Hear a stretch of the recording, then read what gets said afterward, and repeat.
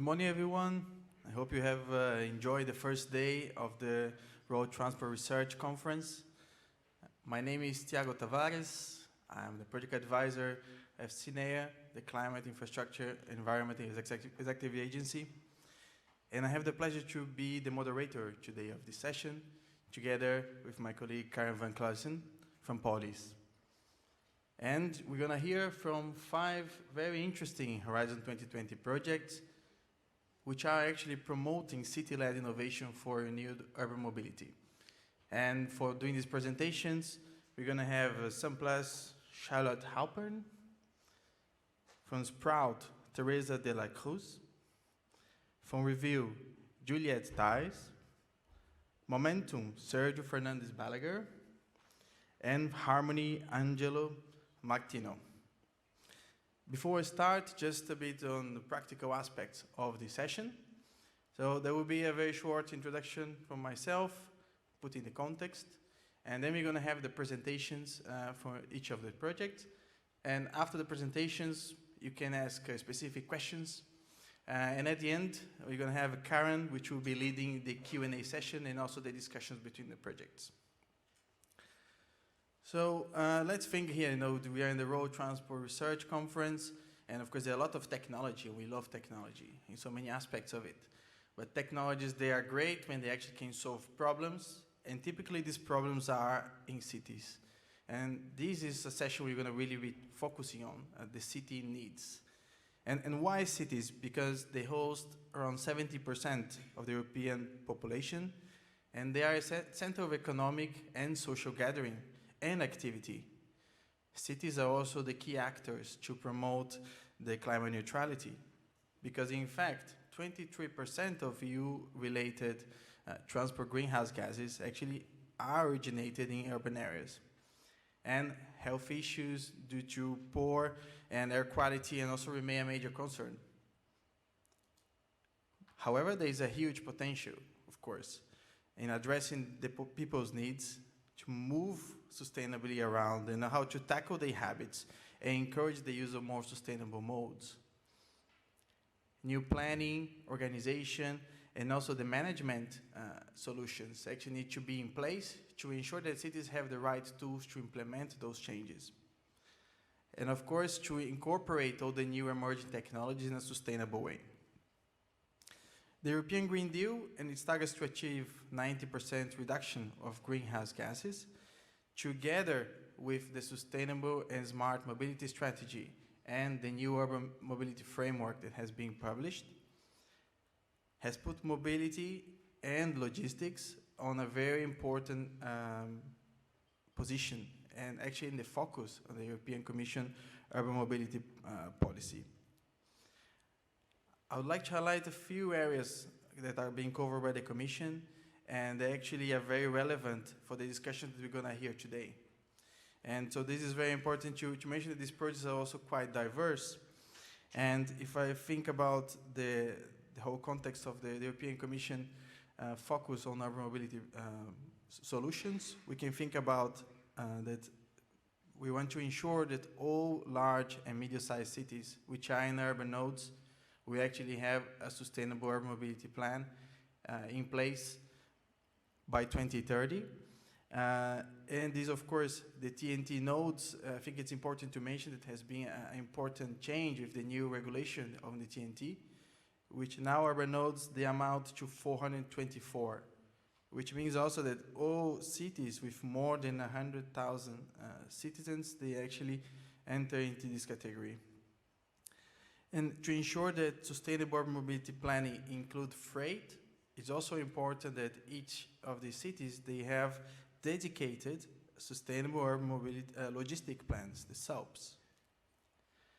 Also, we need to help them, the cities, to actually have the right policy toolbox, because the challenge for decarbonization is a big one, and they cover so many different aspects. So this toolbox, they need to look into how to procure zero-emission vehicles. This, of course, I'm not talking only about the private vehicles, but we are talking really about the larger fleets. You have buses, you have other modes, and also different technologies that are being in place. how to make sure that the cities actually can incorporate new solutions such as micromobility, having them placed in the right location, and also to ensure that the whole ecosystem works to promote the use of public transport and other sustainable modes. And also we want to ensure that there's better and clear information on low and zero emission zones for the users of the vehicles in the cities. Of course, the cities are in the driving seat of this transition. And some of them, they even took on board an even more ambitious target to become climate neutral by 2030. Research and innovation projects, they have proven to be a very good way to test and to implement such solutions in cities. They actually provide a good environment because they combine the cities, those with needs, researchers, and industry to actually bring the solutions to happen. And the research grants, they also help to actually bridge the risk of such investments. These projects that we're going to hear today, they are also part of the Civitas initiative. And this is a network of cities that are dedicated to achieving ambitious mobility and transport goals. It has been there for 20 years and actually has very active members and a very knowledge on how to solve different issues. And that's why it's important, because if we talk to cities, we have a lot of them expressing very good feedback on the involvement in Civitas. And they say that these projects actually help them to build consensus across departments. Yes, here I'm talking internally, because of course, sometimes even internally they are silos. This happens all across organizations, of course. Create the cluster effect, and also to help other cities in the same country to have the know-how to make the transition. In Horizon 2020, CINEA has managed a total of 126 projects within the field of urban mobility, and a total EU contribution of more than 1 billion euros. And of course, all of this was by involving more than 1,900 partners.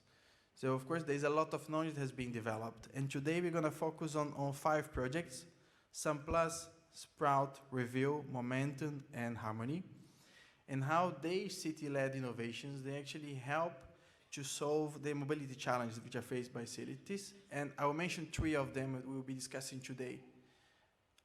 How to meet the zero emission target, how to implement urban vehicle access regulations, the UVARs, low emission zones, zero emission zones, and how to empower city authorities and policymakers to develop the effective mobility policies and planning which are needed to make this transition. Without further delay, I'll give the floor to the first presenter, Charlotte Halpern from CISPO.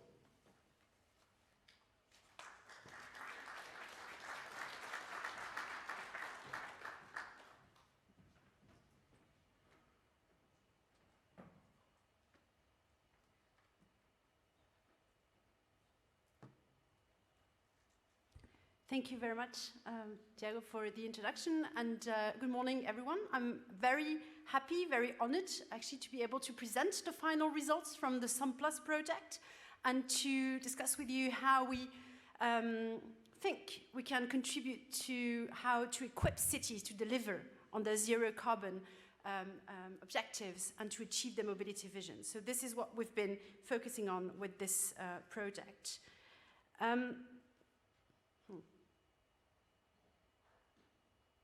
I'm already not very good at this, but yes, okay, sorry about that. So what is SUMP-PLUS in brief? So SUMP-PLUS stands for Sustainable Urban Mobility Planning, Pathways and Links to Urban Systems. What we acknowledge as part of this project is that SUMP 2.0 is a very comprehensive guide for cities, but still, there are a number of areas where guidance can usefully be enhanced and expanded, more specifically in 3 different areas. First, when you have a beautiful SUMP, need to think about implementation. Second, when we think about the cities that have a SUMP, is also need to expand from large cities towards medium cities, and this is something that the European Commission is already looking at, but also to include some small cities, and this is something that we have started to think about in the case of SUMP-PLUS, given the type of consortium that we had. The third is also to support those cities that are quite advanced already with thinking about how to develop measures within the transport sector by reaching out to other sectors in order to develop some new areas, to think about new scope for carbon emissions reduction outside the transport sector and in collaboration with the transport sector. So those are the 3 areas I'm going to talk about in this presentation. This was a 3.5 years project, which was led by the city of Antwerp. We had 15 partners, including local authorities. We had more specifically 6 cities, Alba Iulia in Romania, Platanias in Greece, Klaipėda in Lithuania, Lucca in Italy, Antwerp in Flanders, Belgium, and Greater Manchester in the UK. In addition to those cities, we had 2 universities, 3 universities, I forgot myself in the aspect. We had University College London, but also University of Crete, and then we had Sciences Po leading on governance issues. And we also had some technical partners, colleagues from EIP in Bucharest, Vectos in Germany. So all those partners in this consortium working together try to achieve those objectives within the project. In terms of our policy objectives, and I realize putting all our objectives on one slide was a bit ambitious for me to read on this, but just come back to it and go through it with you. The first objective that we had was to develop and to apply a context-specific mobility agenda for transforming cities over time, and to acknowledge the fact that if we think about the measures and the tools that can be promoted from the EU level but also from the national level, at some point they need to be made context-specific and to be included in the specific economy, the sociology, but also the organization of each city. We also, with this project, had the objective to demonstrate how cities can develop some stronger links with other urban systems components. And we focus more specifically on tourism, on health, education, and logistics, and I will come back to this more specifically.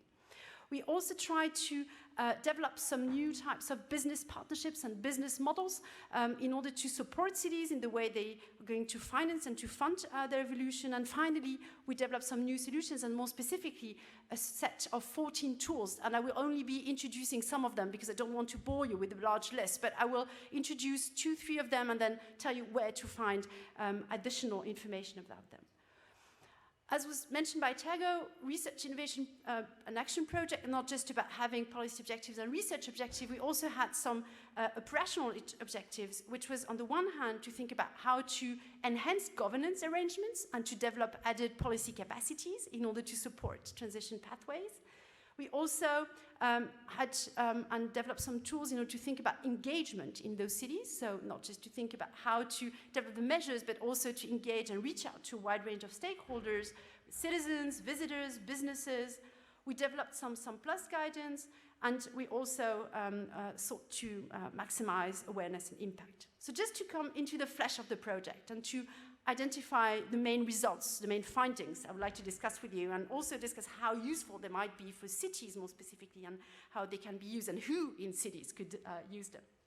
The first main finding is that we developed a full-length transition pathway. The idea was to acknowledge that if cities are to reach carbon neutrality, or try to reach carbon neutrality by 2030 in some cases, 2050 in others, thinking and drawing their transition in current mobility conditions is not going to get them too far, because they're going to get stuck at some point, you know, in the contingency of interests and resistances and all the different aspects that could block this evolution. However, what we propose to do is to think about the vision that each city wants to achieve. What are their objectives? And each city might have different objectives, a long-term perspective, and to backcast from that perspective on what are the policies that are needed in order to reach this objective, how they need to change over time across different implementation strategies, and to think also in terms of how to link those policy mixes together with changes in governance arrangements.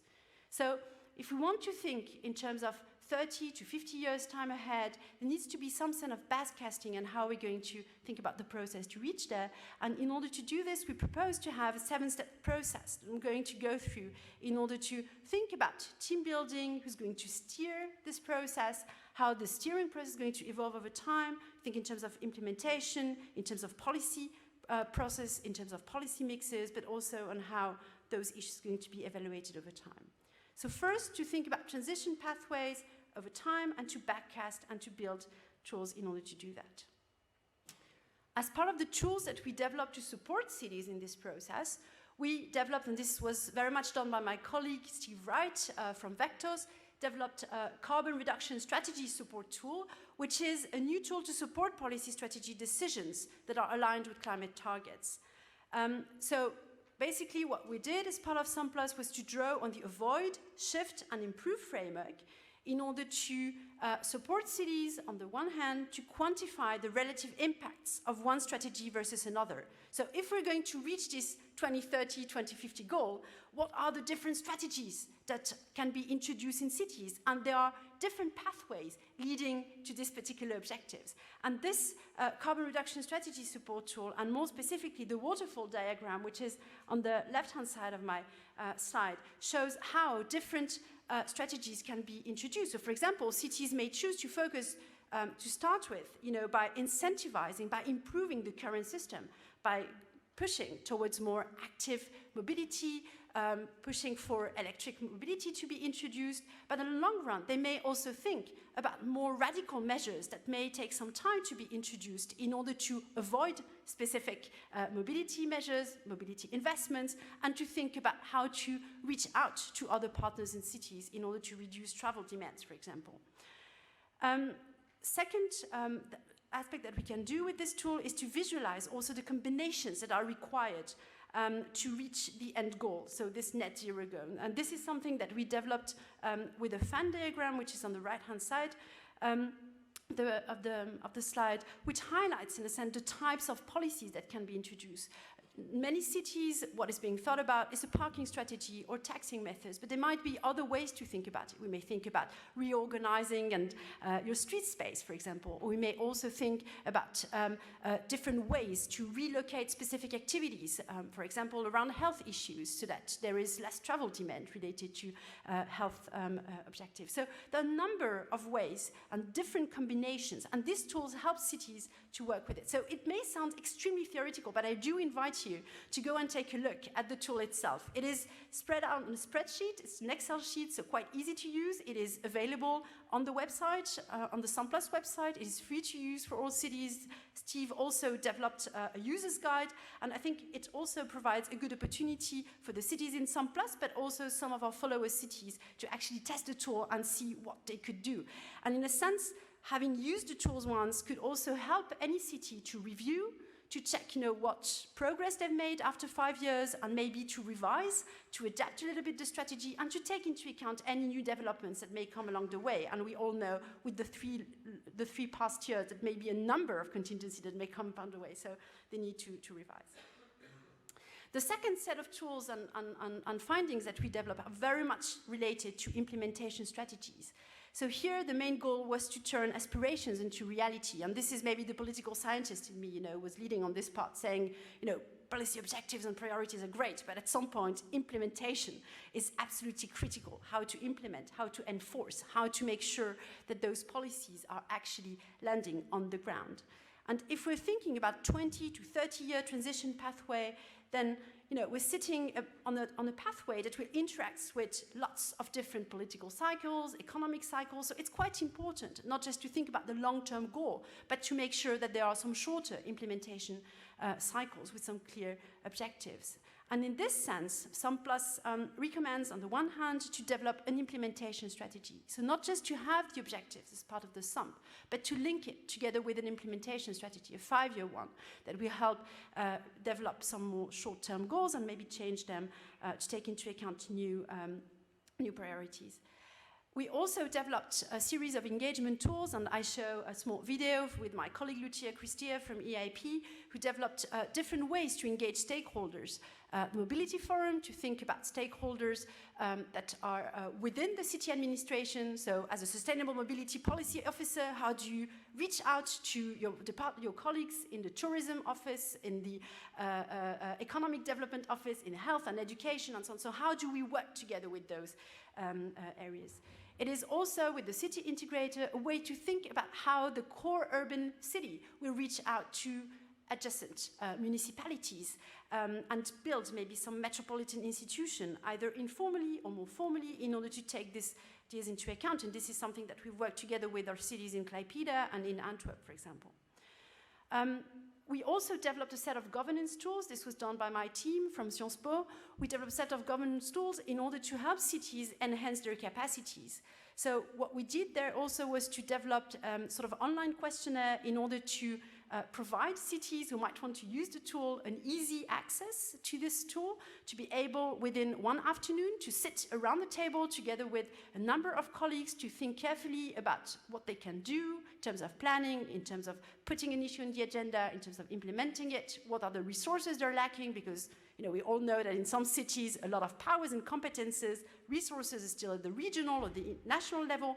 So how do cities think about resources? And this tool is a way to help them think about their capacities, where they should put the focus in order to achieve those long-term goals. And we've tested it with our cities in the SUMP-PLUS consortium at the beginning of the project and at the end of the project in order to do a little bit of fine-tuning and for cities to be able to think about their governance, the capacity, proved on the one hand that there is no governance arrangement that is going to hold for 30 years' time and support the delivery of the pathway. So this constant need to change and adjust over time.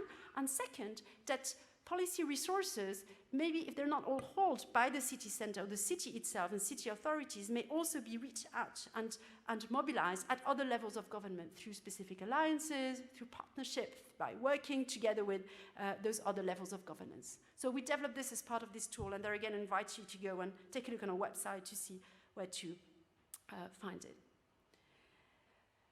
Last finding, and I think I'm probably heading towards the end of my time yet, is our opportunities beyond the transport sector, where we work together with cities in order to think about multi-sector collaborations. And this, again, may think a bit theoretical, but we all know that a lot of efforts and solutions may be found within the transport sector. But if we are serious about reducing our carbon emissions, at some point, transport sector will need to cooperate with other policy areas.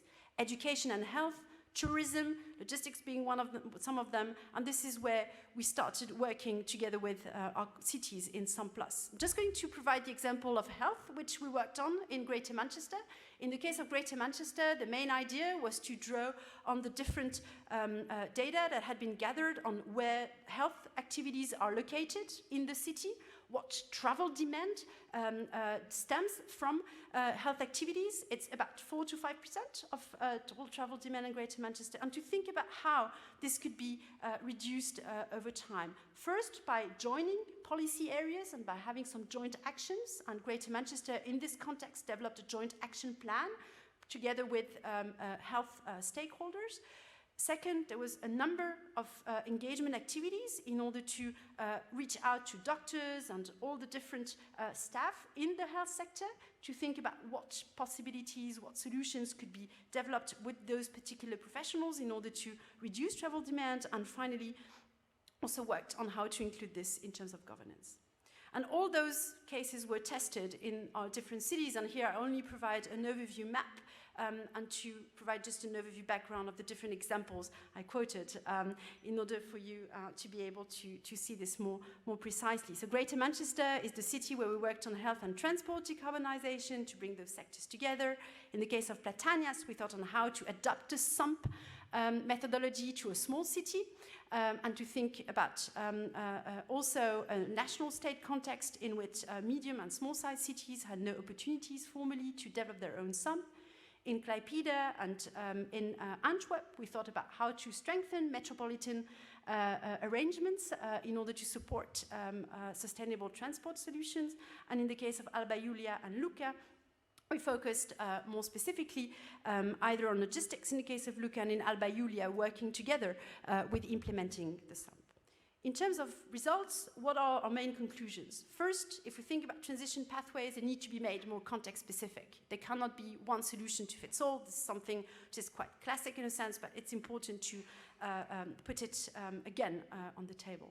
Cities need to have a long-term plan for urban mobility to achieve their net zero carbon vision, but also to link it together with some 5 to 10 years implementation strategies in order to break those objectives into smaller timescales. And in order to support those objectives, SUMP-PLUS developed some 14 tools which are easy to use in the sense that they're all available on the website, free to use, and Excel sheets, and can be quite easily accessed by every city who would like to use it. And this is something that we further developed together with partner ity-led. We developed a city consult agency where we produced a number of users guide. We developed some sessions in order to train policymakers who would like to go a step further in either of those tools and either of the dimensions that I've introduced. We also had some 6 policy briefs to inform also the Commission and national authorities. We actually insist on this. It's not just about national, it's not just about European authorities and cities that can do something about achieving those goals, but it's also about getting national authorities back into the picture, and not just through supporting electric vehicles. We strongly believe this will not be the only solution, but we actually need to bring them in order to develop some alternative approaches in their own countries. And so in terms of impact contribution to EU policies, we very much hope that we've contributed to some topic guide, and we produced, and more specifically, UCL and Vectors contributed to this new version on decarbonizing urban mobility. And it was also an opportunity to highlight the fact that maybe more radical measures and strategic planning processes are needed if we are going to be serious about those goals. And especially getting into the avoid, improve, shift framework helps us think more specifically of what is going to be avoided in the mobility sector if we are going to be serious about reducing carbon strategies. And at some point, this is something that we believe cities are going to be facing in terms of hard choices to be made, and we hope that some of the tools and approaches that we developed can help them make those hard choices and engage larger variety of stakeholders in order to plan this in advance. So thank you very much, and I'll be very happy to answer any questions you may have further on. Thank you.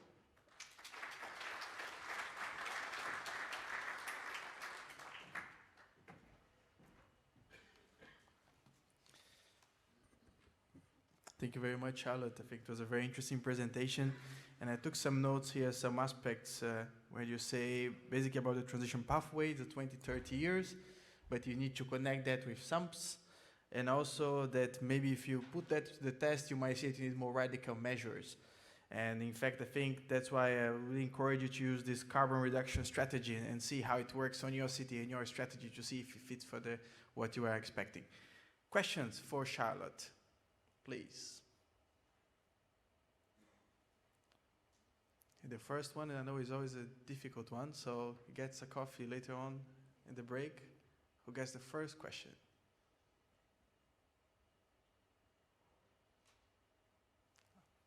Coffee.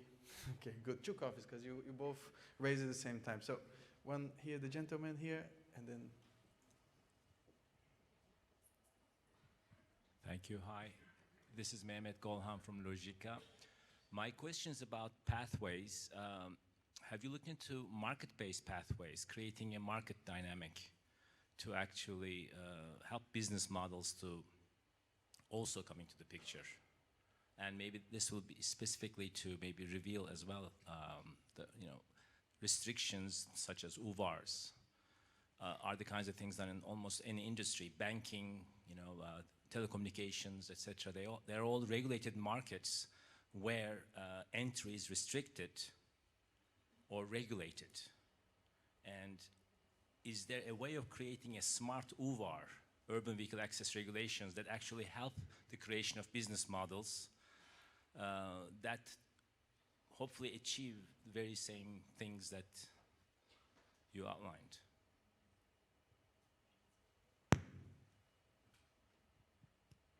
Thank you for the question. Yes, we did look into this, just try to be as brief as possible.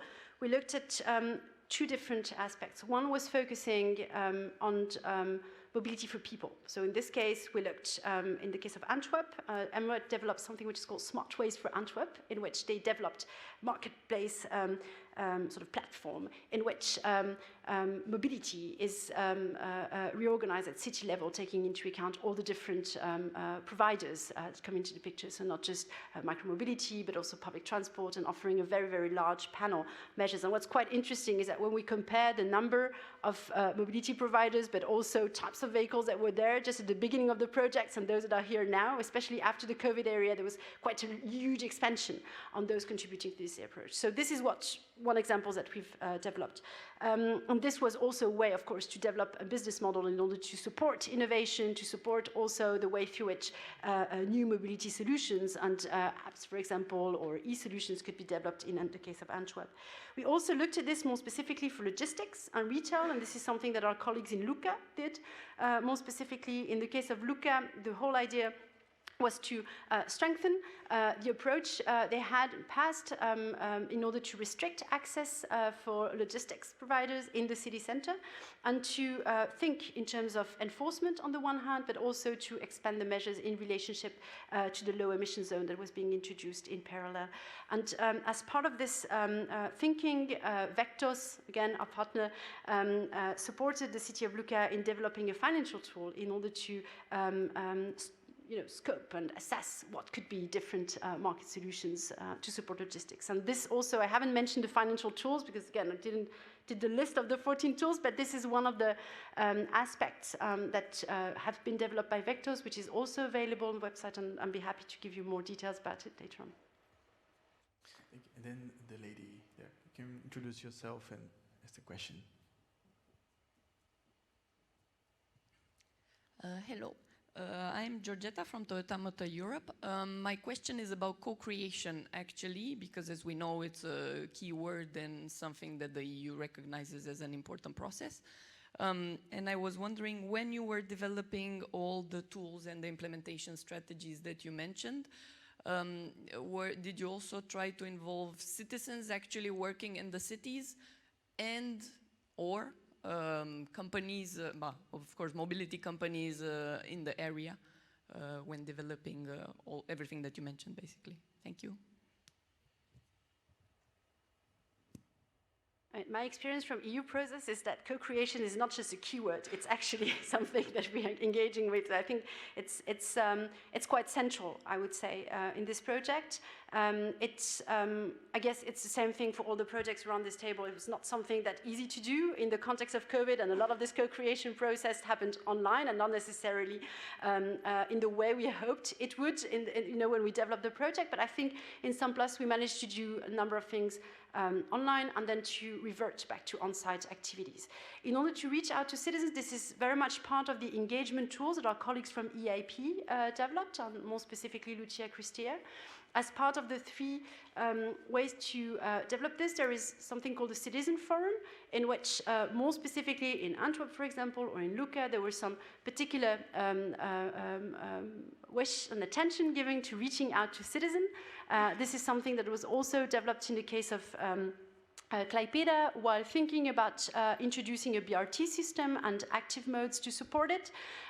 So we developed some tools and tested them and did some fine-tuning together with them during the process. We also worked together with business stakeholders. So I mentioned, answering the first question when we mentioned, for example, the development of smartways to Antwerp. This was an opportunity to reach out to transport and mobility providers in the case of Antwerp, or in Lucca, there was of course some attempt through those engagement tools to reach out to stakeholders in logistics. So in every city, there were a number of engagement activities that were developed throughout the project in order to test the three tools that had been developed by EIP to see what were the limits and the advantages of each. And we also reported quite extensively on how they can be used and what are the limitations of each. And I think one of the key aspects at the end, and thinking about some of the cities in SUMP-PLUS, a lot of the debate that we had, was how to think about making informal engagement tools more formal. So for example, in the case of Lucca, there had been some roundtables that had been going on in the logistics system, working together with the logistic actors, They were informal in the sense that they were ad hoc. So they had been introduced, not in a formal basis, but just in order to solve a particular issue, particular problem in time. And the idea through SUMP-PLUS was to think about how to make this a more regular rendezvous, in a sense, so that there would be some meeting opportunities to discuss, to co-create, and maybe to make each other's needs a bit more specific, so that the public authorities and the city could explain what their own constraints were to those particular stakeholders, and that the stakeholders could also make their own needs a bit more clear to city authorities and to stakeholders. And we found in the case of Antwerp and Lucca, this was particularly needed in the case of logistics industry to better understand the needs of one another. And in this case, those engagement activities were absolutely critical. Thank you very much. I would kindly ask you to keep this question, because we're going to have the Q&A later on. Don't forget about it, and Karen for sure is going to take it. So we have to move on, and now we'll go for the next part. So first we heard that it's important to create strategies.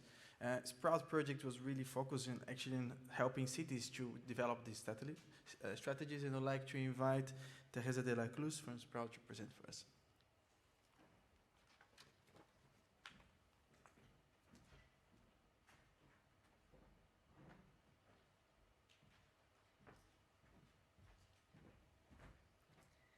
Thank you, Thiago, and good morning, everyone. It's a pleasure being here today. Well, my name is Teresa de la Cruz, and I work as project manager for the Zaragoza Logistics Center, and I have been the coordinator of the Sprout project. Okay, so I will introduce a little bit regarding the challenge that we wanted to address with Sprout. During the last 10 years, more or less, we have seen how new business models, new mobility innovations, are blooming in our cities. Those innovations mainly enabled by digital technologies. But sometimes they have some side effects that were not initially foreseen, and also do not really seem to fit into the local, national, and European regulations. This, on the one hand, may impact the sustainability goals that have the cities for 2030, 2050, and also may hinder the economic development of the city in the area of mobility. So this is a Sprout consortium, our partnership of 29 members. Sprout is a Horizon 2020 project. It's also a Civitas project. It started back in 2019 and will finish in 2 weeks. It has been coordinated by us, by CLC, with the support of CERT as technical coordinators. And, well, the partnership is mainly cities across Europe, also China and the States, supported by research centers, research institutes, and academia. And, well, I have advanced that the project is ending in February, but we are having our final conference this Friday in Brussels. So there are still a few spots open, so if you feel curious and you want to know to join us on Friday, our website has all the information regarding the agenda, the venue. The registration is currently closed for logistical purposes, but if you want to join us, just let me know and we will see what we can do. Now, Sprout has 2 main objectives or 2 main goals. First, to provide a city-led innovative policy response capable of harnessing the impacts of the new mobility solutions, making them more attractive to the users and also more sustainable for the society as a whole, and to produce practice-based knowledge and tools to navigate urban mobility policy through this transition. So we broke down into 5 objectives. First, to understand transition in urban mobility, identify which are the drivers of change and foresee their impacts, formulate the city-led innovative policy response, provide tools to the cities in order to enhance local policy-making capacity, and navigate future policy. The actual core of a Sprout project have been the cities. We have worked with an approach of 3 layers of cities. We had pilot cities that actually implemented new mobility solutions. They produced city-led policy responses to harness the impacts of those innovations. Then we had validation cities that carried out a transferability assessment, and together with the associated cities, they enriched the initial policies in order to make the Sprout city-led innovative policy response which is widely applicable to the whole European context. Now, regarding the innovations in the 5 pilot cities, we implemented 9 different use cases with focus in passenger transport, focus on freight, and also mixed transport, cargo hitching, and also different levels of disruptiveness. So, for instance, we had the creation of micromobility points in Budapest, or a bicycle parking in Valencia, but we also had a pilot on autonomous vehicles in Padua for cargo hitching. And one element that I think that is a differentiating factor of Sprout with other versus other projects is that we achieved to have a pool of 40 cities cooperating towards a more sustainable and more innovative way of policy making in urban mobility. Now, coming back to the original objectives of the project, please let me introduce which have been the main outputs of it. First, in order to address this general lack of understanding regarding the changes in the urban transportation environment, Sprout produced a quantified assessment of the current state of urban mobility environment and also identify which are the drivers of change and define which are the parameters of this transition.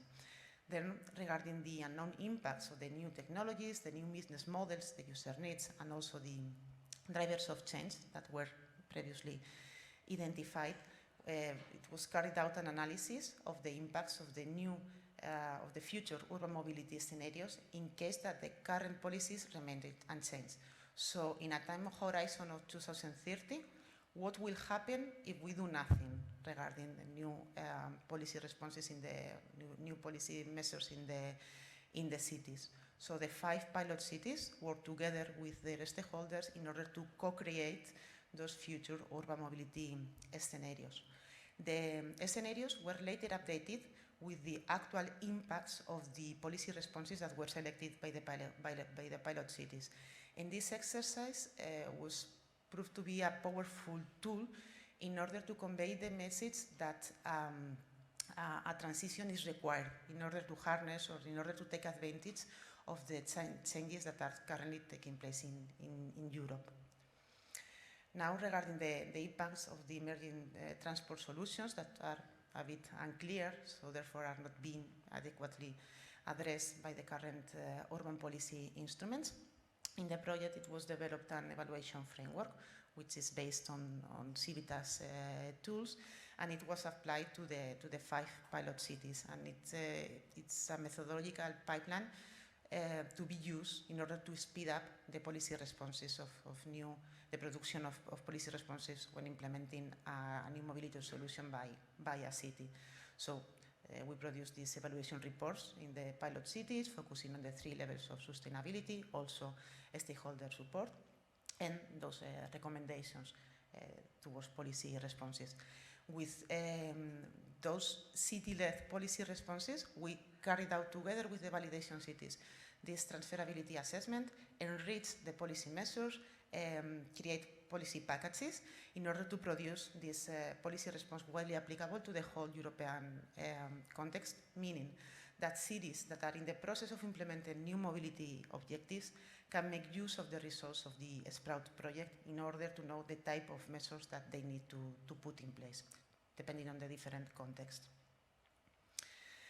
Now, trying to close the gap between those cities that are quite advanced in topics regarding urban mobility, but the rest of European cities that are like trailing behind, Sprout produced different tools and also capacity building activities. Regarding the tools, first, well, we define an innovative urban mobility ecosystem. So, in order to identify which are the elements, adhesive elements, that an actually in mobility ecosystem which is innovative needs to have. The slide shows the elements, but doesn't show the sub-elements for simplicity. Now, with having defined this ecosystem, it was defined the Sprout policy model, which relies in 2 indexes: the Innovation Readiness Index and the Livability Index. The Innovation Readiness Index wants to measure how ready is a city in order to develop city-led innovations and city-led innovative policy responses. And the Livability Index wants to measure how sustainable and how livable is the city's current urban mobility environment. So based on those, we produced a grid methodology in order to identify 4 typologies of cities. Pioneer cities, which they are quite advanced in innovation, they have a very good or a very livable urban mobility, which is kind of the ideal city, and the rest of the cities based on their scores on the livability and innovation readiness. I won't enter into detail on this because we don't have the time, but both indexes are web-based tools, are quite easy to go through, having the knowledge about the city, and the tools don't give back only a score. They also produce or let know to the city which are the strong points, which are the weak points regarding the innovation, regarding the urban mobility environment, and also provide a benchmark or a comparison with the other cities that have already gone through the assessment. All the tools that have been produced in Sprout, also the rest of the knowledge outputs and in our toolbox, but not only Sprout-related content. Also, other initiatives and other projects that are relevant have representation in our toolbox. Is, for instance, the example of the Indimo project. Indimo is about inclusivity and accessibility of digital mobility solutions, and we have both projects have some synergies and have collaborated during these years, and the relevant outputs of Indimo are also in the Sprout toolbox. And during the life of the project, we have produced 3 e-learning courses, one on early policy alert and action tracking, another on policy design, coalition building and governance, and the third one under the umbrella of the Civitas Elevate initiative, together with Harmony and Momentum, data-driven approach to SUMP. And finalizing with future navigation of future policy. Well, the cities, the pilot cities took advantage of the results of the project in order to create some modifications to the current SUMPs and SALPs, and also from Sprout a more general recommendations of suggestions for revising the SUMP guidelines. Now, regarding the impacts, well, more or less all the Sprout outputs fall into the European Green Deal, the European Fit for the Digital Age, and the Sustainable and Smart Mobility Strategy. Also, 2 outputs that I have not mentioned before because we are closing them right now in this couple of weeks, which are the European Strategy to navigate urban mobility through transition, kind of a roadmap for the Commission, and the International Cooperation Agenda on Urban Mobility of Europe, with China and the States taking advantage of the partnership of the project and also the networks of the partners. And that's all from my side. Thank you so much.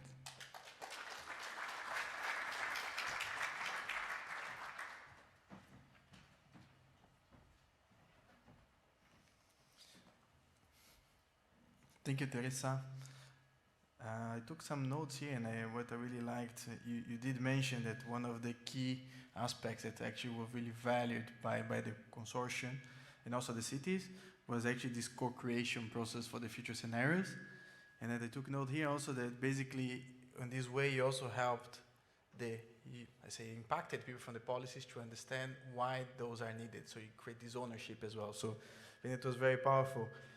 Also moving for the transferability assessment, which is also great because you actually make sure that all your results are not constrained on your project, but also go further.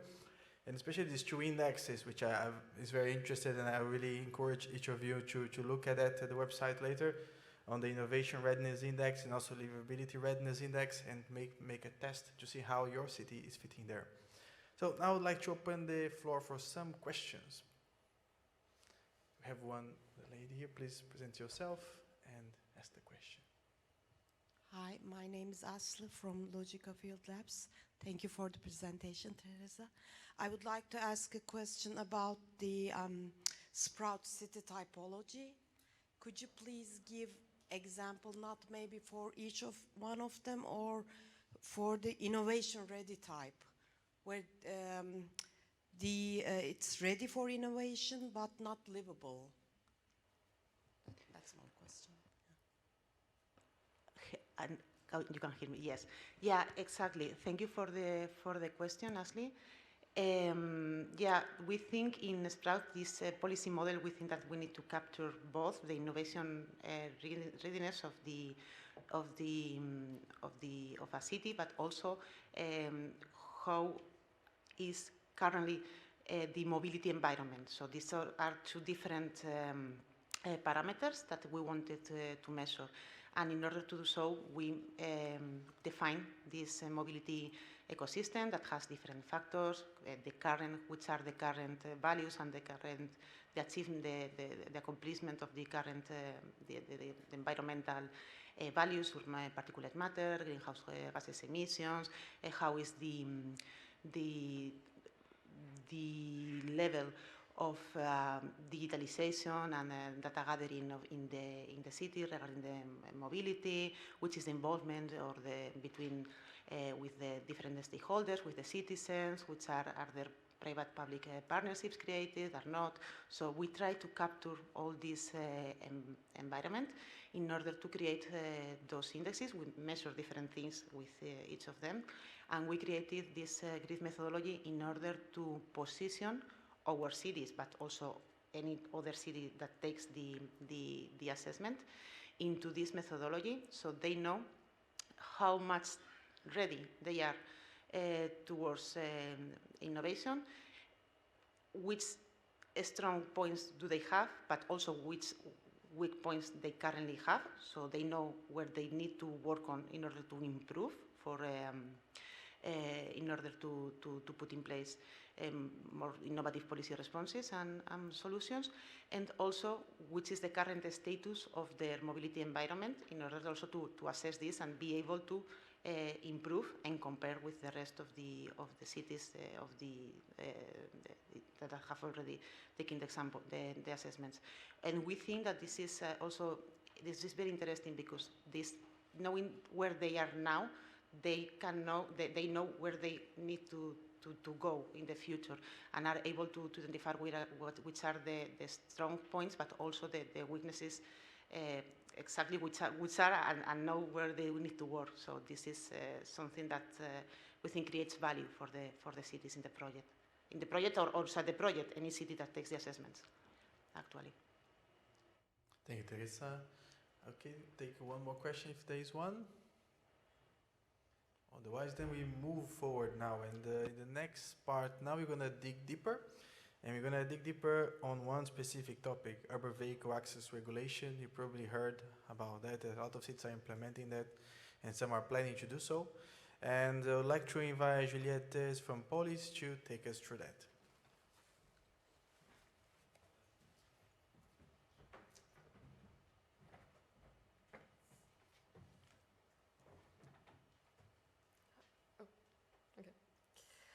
So hello, my name is Juliette. I'm a project officer at POLIS, and I'm really honored to be representing Reveal today.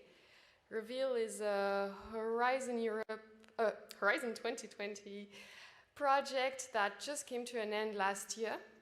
And maybe before I dig in, I want to explain why Reveal is really important, and the reason why this project happened explains all of the key outputs. So the focus is urban vehicle access regulations, and I think the word regulations is a bit scary. It's not very popular, it's not very glossy, and the goal of the project was to take all of these different UVAs that were happening around Europe and to try to bring them together and to guide the process. Now, the project included 6 pilot cities, as you can see on that map. I will go further into these later on the presentation. And we also had a quite small consortium team with basically mainly cities, technical advisors, businesses, and associations. Maybe we can go over what UVARs are. UVARs are regulations that determine the conditions vehicle can access in cities or not, and maybe the most famous ones are low emission zones, congestion charges, limited traffic zones. So this is what I'm going to be talking about when I speak about UVAS.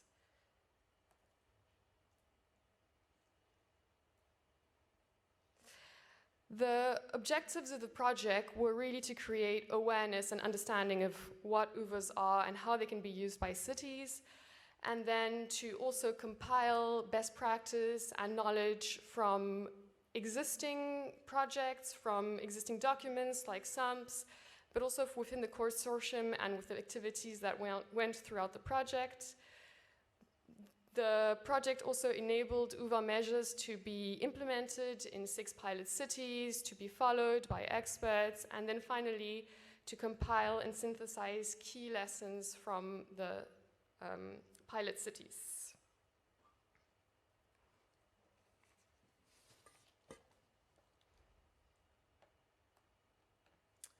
So the results and achievements, I'll be focusing mainly on the key outputs because the project is over.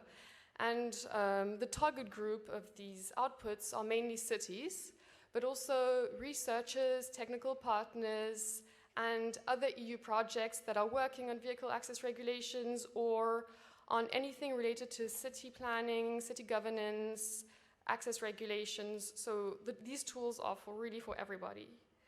The first key output of this project is the creation of a methodology or of a structure.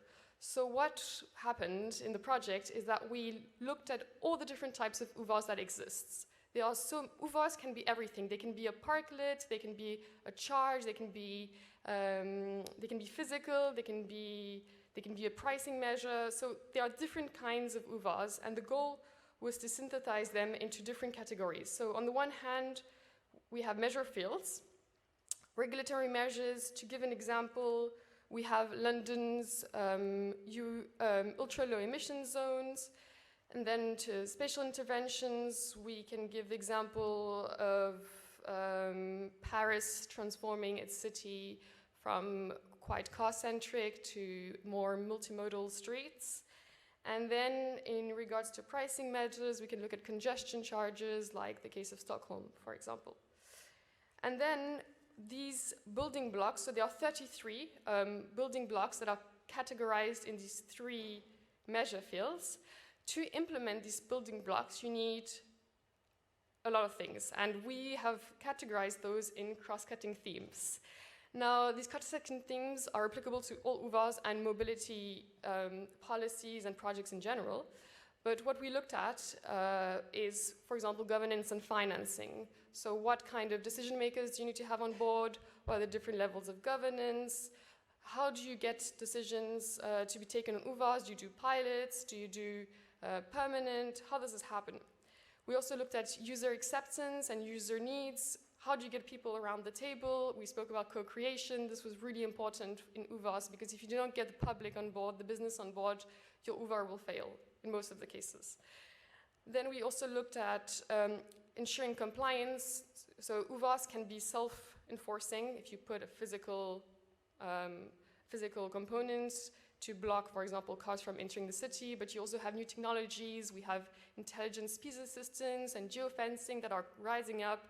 And then you also have communication. Sometimes the most efficient is just letting people know that there's an UVAR, and this is how you respect it, and this is what you're going to gain from it.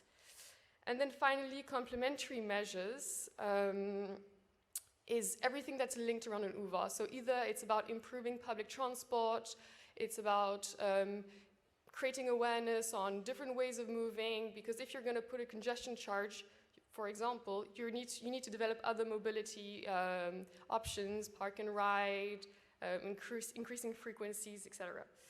And then we also have, in that category of complementary measures, you have exemptions and permits, because some specific stakeholders will always need to come into the city, for example, taxis or people with disabilities. So this is the framework that was created at the beginning of the project and was adapted along the way. It was used by the cities, and some categories were changed, some building blocks were changed, but at the end of the project, this is the current situation. And this is all defined in the Reveal guidance. So the Reveal guidance is the Reveal book. In there is all the knowledge of the project, everything we've learned, everything we've read, everything we've tested. And it's not a cooking book about UVARs, but it's ingredient book. So what do you need to think about when you're doing an UVAR? What are the kinds of questions? What are the options? What are examples of city? What worked? What doesn't work? What if you do this UVAR plus this UVAR? What happens? So it's really a critical document of the project, and it's available on the website for anyone to use. And I really think it's essential for local governments to read this and to go through it if they have specific questions, even, for example, specific technology. We also talk about that in the guidance. But it's also useful for other projects. I think we have a lot of projects represented in this room, and if you touch upon UVARs in any way, I think it's really nice to have a little scroll through that document. And then the guidance is the essential document that led to the creation of the tool, which I will go in the next slide. But before that, we also have a few nice publications that synthesize in a very short way the results of the pilots, recommendations, and just general findings in the project that are available in 6 languages, and they are beautifully designed, also available on the homepage of the website. You'll be able to scan the QR code of the website at the end of the presentation. So the final, most important, perhaps, output is a tool. A very easy tool to use. It's a website called Access Regulations for Your City. It's also available on our website. And what it does is that through 15 questions, it's mostly aimed for local governments and regional, perhaps, but the key target group is local governments. But what it does is that through some questions, for example, what's the size of your city? What is your current mobility landscape? What does it look like, your mobility landscape? What mobility services do you have? And what kind of objectives do you have? Do you want to reduce congestion? Do you want to reduce air pollution, noise pollution? What are your objectives? And by putting all of that together, the tool, with 15 questions, so very quick to fill in, the tool gives you some building blocks. So a building block is basically an UVAR. And when you get a category, you get categories of building blocks. You should do, for example, combine these 5 building blocks.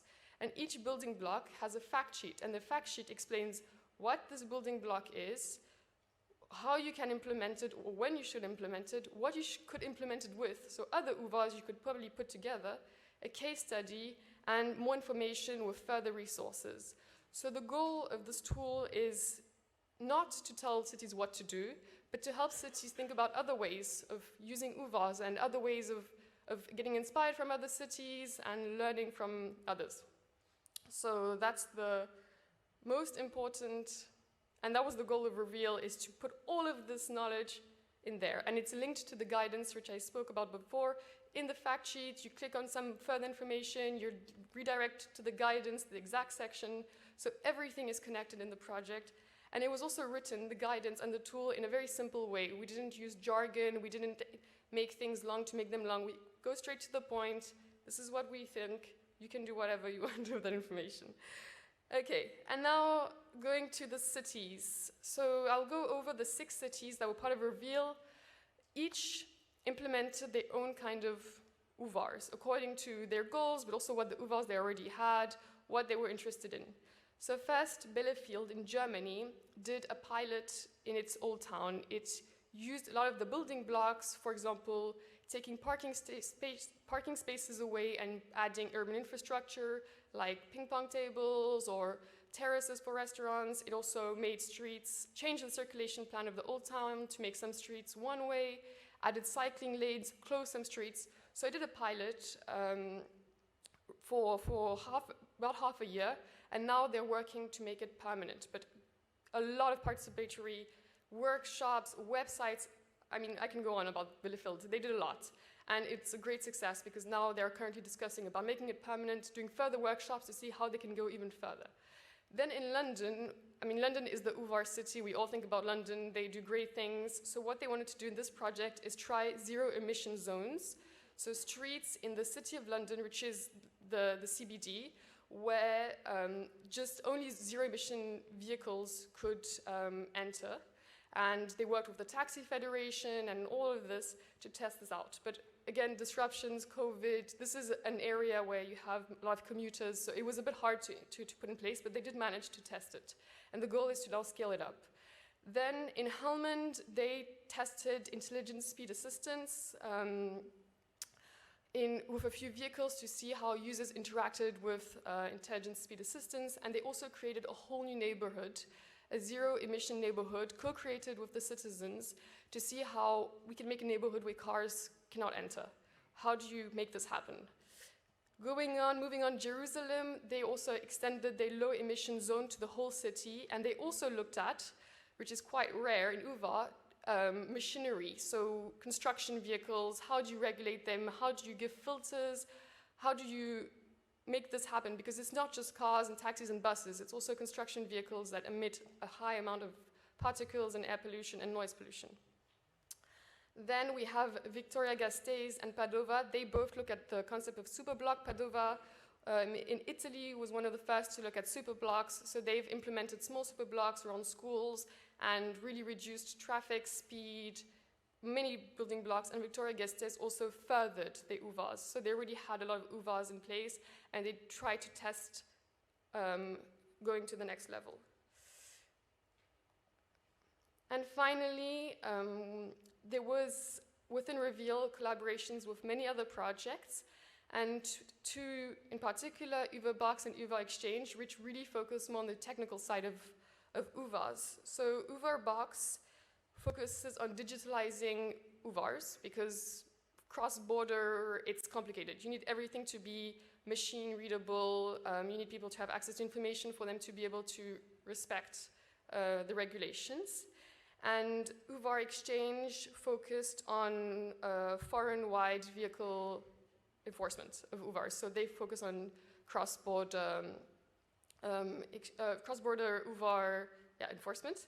And what we did with them, I mean, events, participating in events, conferences together, but mostly their findings were included in the guidance, in the tool, in the project. So there was a direct communication throughout the project with what they were doing, because we looked really at the city scale. But now what if we have vehicles entering from other cities or from other countries? How do we make sure that the UVAs that are put in place are also enforced, respected, and understood? So this was really interesting to work with these two other projects to see how this whole local EU dynamic works. Now, my final slide on the mid to long-term expected impacts. I think the first and most important one is to have put UVAs at the top, to make UVAs and make people understand what UVAs are, policymakers, cities, that UVAs are not just a stick that everyone doesn't want to deal with. It actually has amazing opportunities also to reconnect with citizens, to get people to live in more livable cities, to have cleaner air, to just love walking in the cities and getting to see how the city has changed. But also, the goal was to improve knowledge and decision-making on UVAs. This is why we have the tool and the guidance to measure the performance of UVA schemes in the 6 pilots, but also in other cities, to include UVAs into the SUMP and to EU policies and into just strategies, local strategies, national strategies, European strategies. Future-proof UVA designs, we also looked at how new technologies could impact UVAs or help UVAs. So as I was speaking about geofencing, but we also have automated vehicles. We have what happens when you have electric vehicles and zero-emission zones. How do you deal with all of this? So new technologies can have very strong impacts on UVAs.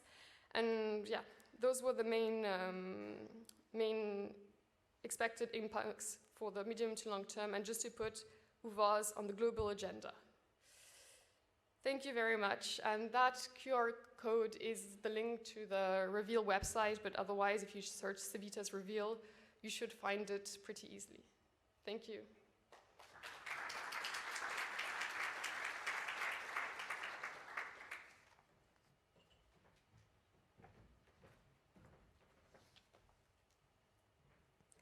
Thank you very much, Juliette.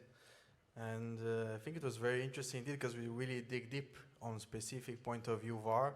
And I like what you said, that if you say regulation, it's something is scary, it's true. And then I think I like what in the name reveal, you also put together that actually the reason why you do regulation is to make cities more livable, so actually it's much nicer. And I think it can also help. So you're building blocks as well, the regulatory part, spatial intervention, and pricing aspects. I think it breaks down very well the different elements that can be there. And I took note of the book, the review guidance. So of course, everyone should download the book. And also to use the user-friendly tool, because it's really user-friendly even for, I played myself with it. And it's actually very interesting to see, even if it's not your city, but other cities, you can also get some very good insights. So opening the floor for some questions now. Yes, gentlemen.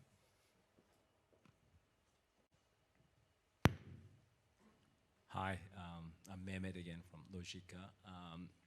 My question is a little bit related to what I asked Charlotte. But is there a way to make UVARs likable?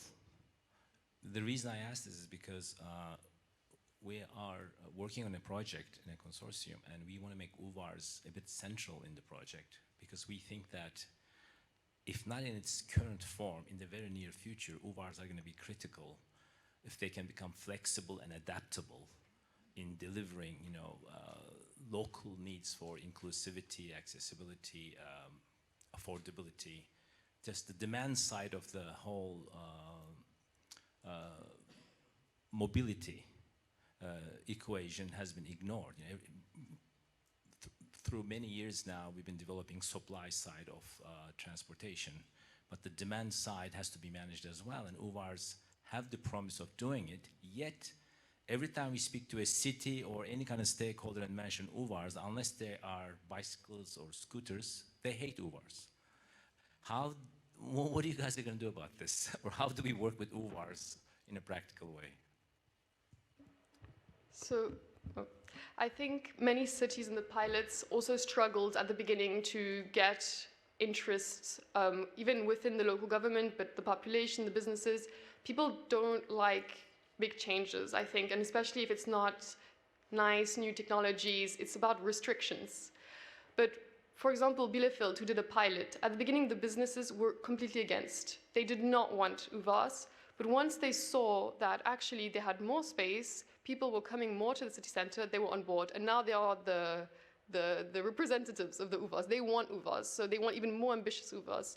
So I think that you really have to see the change to be with it. And in all the pilots, there was co-creations, workshops, and when people feel heard and feel like they can also somehow impact the way the UVAR is made or managed, they are going to be more on board.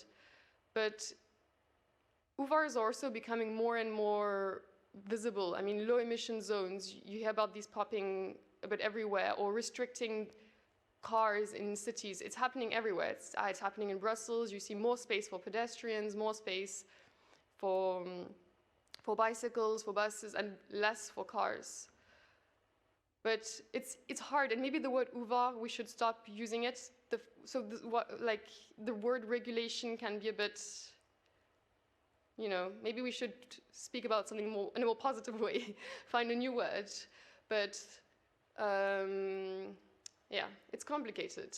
Maybe you can call it urban vehicle access incentives, as opposed to, or discounts, as opposed to regulations. Mm-hmm. To kick off a marketplace that actually thinks that will benefit from it. But I also think what I was speaking about, the complementary measures are essential, because even for businesses, if you don't have an incentive, if you tell them, okay, we're going to reduce the amount of parking spots, but you're going to have a terrace that's going to be much bigger. I mean, that's for free. You can have more space in the summer. You need to have a win-win situation, especially in the beginning. I mean, there will always be losers and winners. It's losers and winners, because at the end of the day, everyone is a winner. Everyone benefits from less air pollution, from less noise, from more livable cities, but having complementary measures is essential.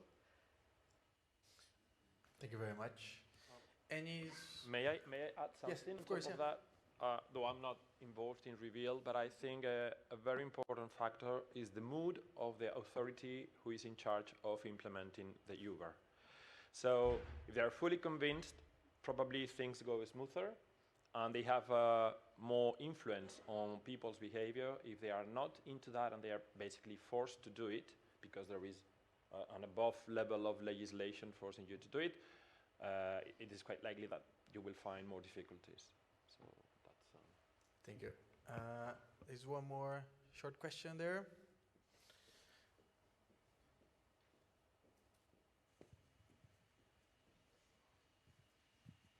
Thank you. Giorgetta from Toyota Motor Europe. My question was, how do you define a successful UVAR? And I'm interested specifically when thinking about, in a way, minority interest people, in the sense that people that don't live in the city but work in the city, so they come there often, or people that might have restricted mobility, specific handicaps and things like that. Thank you. So for most UVARs, there are exemptions or permits. I mean, if you really physically block the city, there are always exemptions, because even for the police or firefighters or for people with disabilities there's always a way to get a vehicle. So there's always exemptions that are thought of for specific groups.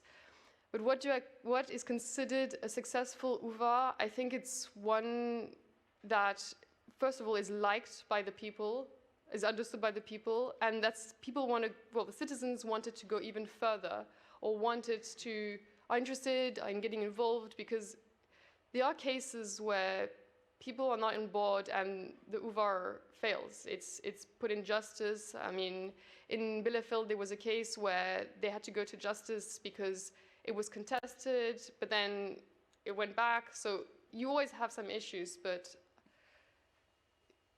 I don't know, citizens need to really see the benefits. And Jerusalem understood that really well, because citizens in Jerusalem thought the air quality was good, but they have one of the worst in the country. So they had to spend a really big amount of money to do billboard, TV, radio campaigns to explain that there is a really big problem. It's affecting your lungs, it's affecting your health. If we don't do a low emission zone, we're going to suffer more and more because the city is growing. And this awareness really helped with the acceptability of this regulation.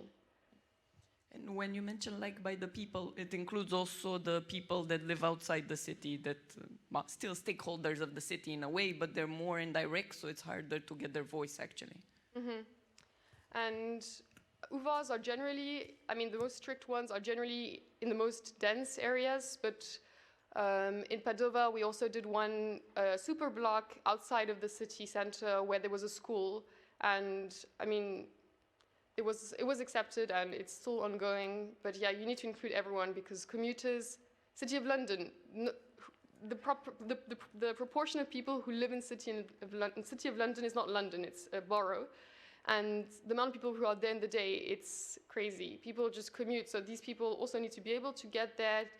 Most of them go by tube or by bus, they don't go with their car, but they also need to be able to access the zone and move efficiently in a nice way. So this is a case where some citizens live an hour away, but still can benefit from the UVAR.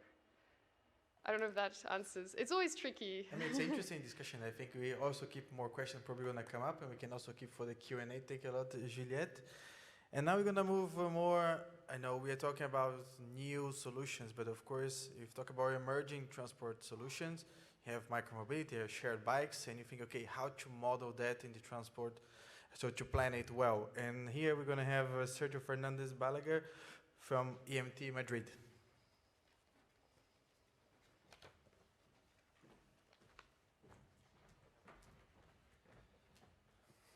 Okay, good morning everyone. My name is Sergio Fernandez Balaguer. I always use the two family names, otherwise my mother will get very angry and sad with me.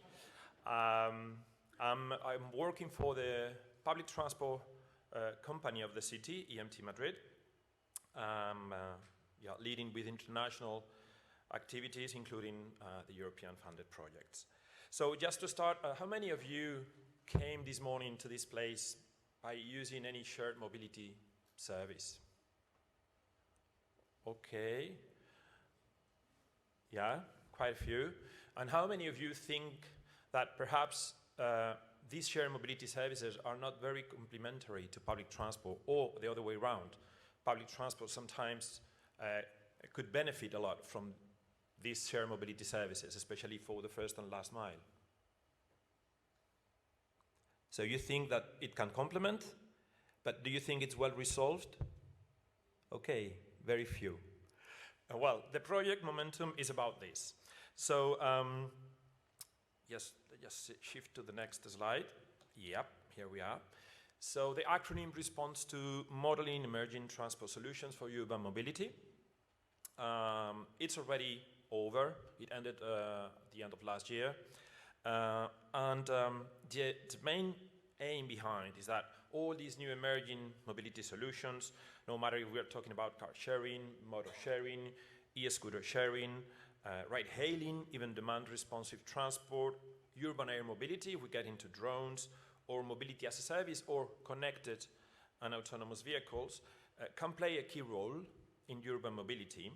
But many times, the tools that the city have to assess the impact of these new services are outdated, no matter if it's because the software itself or due to our own lack of internal resources, our own skills.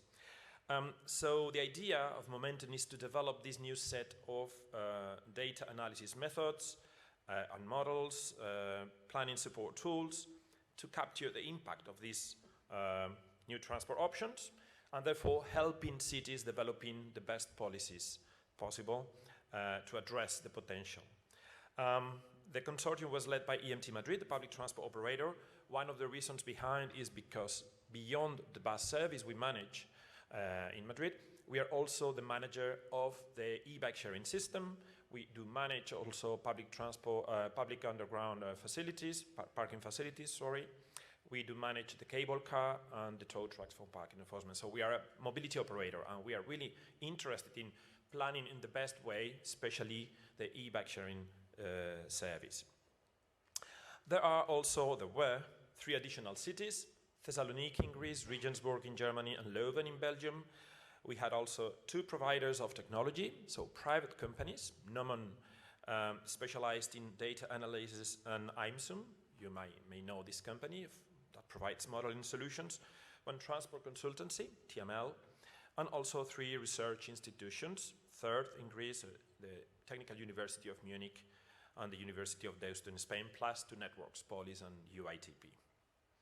So therefore, some of the reasons that we figure out is okay, these data analysis and modeling tools and techniques need these major adaptations, that's for sure. And then we need to integrate all these technical advancements into integrated tools that are usable for practitioners. The more specific objectives. Well, the first one was to identify the set of plausible scenarios for the upcoming years, no matter if we are talking about shared mobility or connected and autonomous vehicles. Also to characterize the change in travel behavior, because we are not only talking about the use of these emerging solutions, but also about the impact, which is even more important. Also to develop data-driven models and to develop transport simulation tools and planning support tools. And this is kind of the visible outcome of the project, because it's an interface. I will let you know and provide you more information afterwards. And then demonstrate these methods by specific use cases in each of these 4 cities. So each one focusing on a very specific mobility aspect. And finally, providing guidelines for the practical use of these tools. So, for instance, in the case of Leuven, they were about to develop a new transport model. So they were very interested in shared mobility, especially thinking about this complementarity with public transport, intermodal hubs, but also new mobility solutions within the regional mobility strategy. In the case of Madrid, we wanted to enhance our transport model. EMT had its own transport model for the city, including private and public mobility, but we were mostly focused on which is the model shift from the use of shared mobility services compared to private car use, and also the inclusiveness and the complementarity with public transport, as we are a public transport operator. In Regensburg, they also wanted to enhance the transport model, but from the perspective of a historical city with a very specific city center. So focusing on perhaps autonomous services, shuttles for people, but also how they can reduce emissions within the central area of the city by promoting shared mobility services. And finally, in Thessaloniki, they also wanted to enhance the transport model, but with a focus on demand-responsive transport services, especially addressing the outskirts mobility, and also ride-sharing and new regulations, potential new regulations for shared mobility.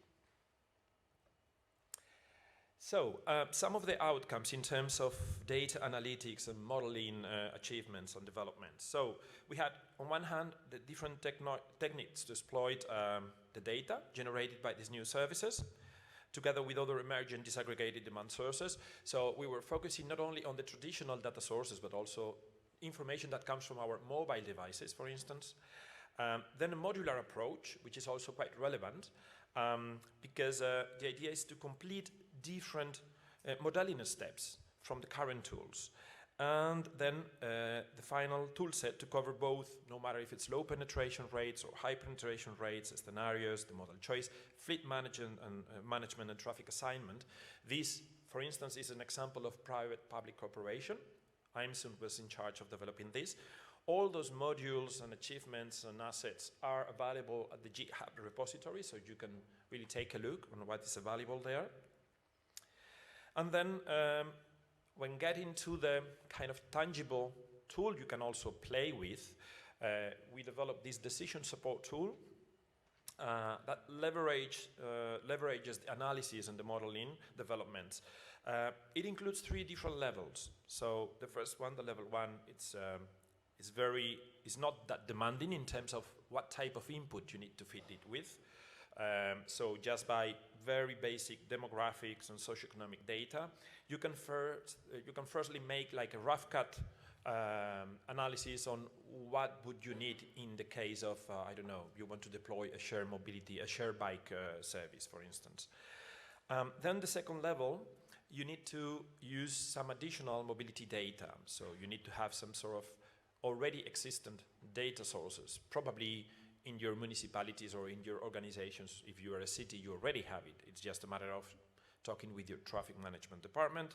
And then you have a more extensive output. For instance, a first location of these potential bike sharing stops or stations, if you want to deploy this bike sharing system. And then the third level, which is the more complex, you already need to have some sort of more specialized background, both for the type of input you need to use and your own skills in order to play with the tool. And then it gives you a comprehensive transport planning. So one example, and that's the picture you can see up there, we've used in this tool to plan the extension of the bike sharing service in Madrid.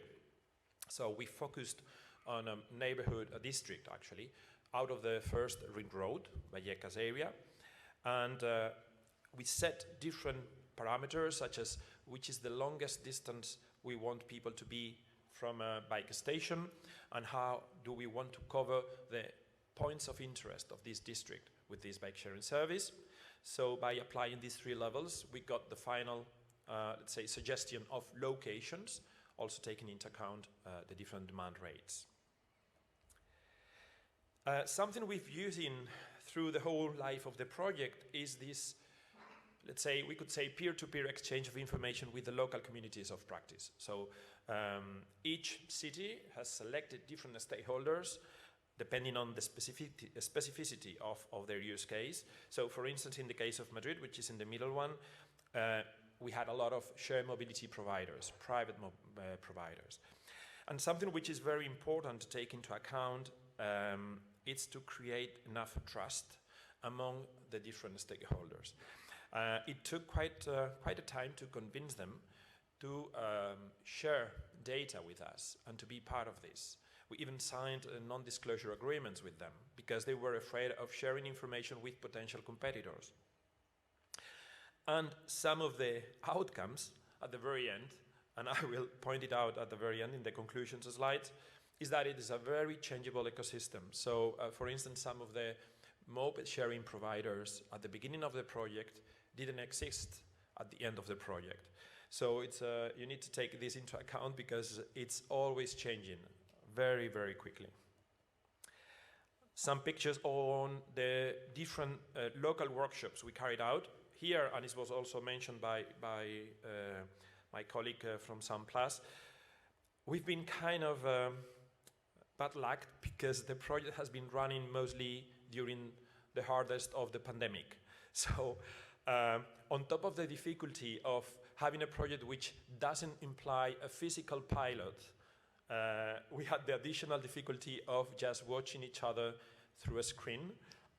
So we could only organize very few physical workshops with the stakeholders, but we managed to have some of them. And it was very interesting, really, to debate about all the different achievements and to collect all their input. So main takeaways of Momentum. The cooperation is essential, so the high relevance of using a community of practice, and actually we keep on cooperating with them. This is very important also to promote this private-public cooperation. That is one of also of the outcomes, this involvement of private companies that have used the project or the achievements to even improve their own commercial solutions that are used by cities when planning and modeling.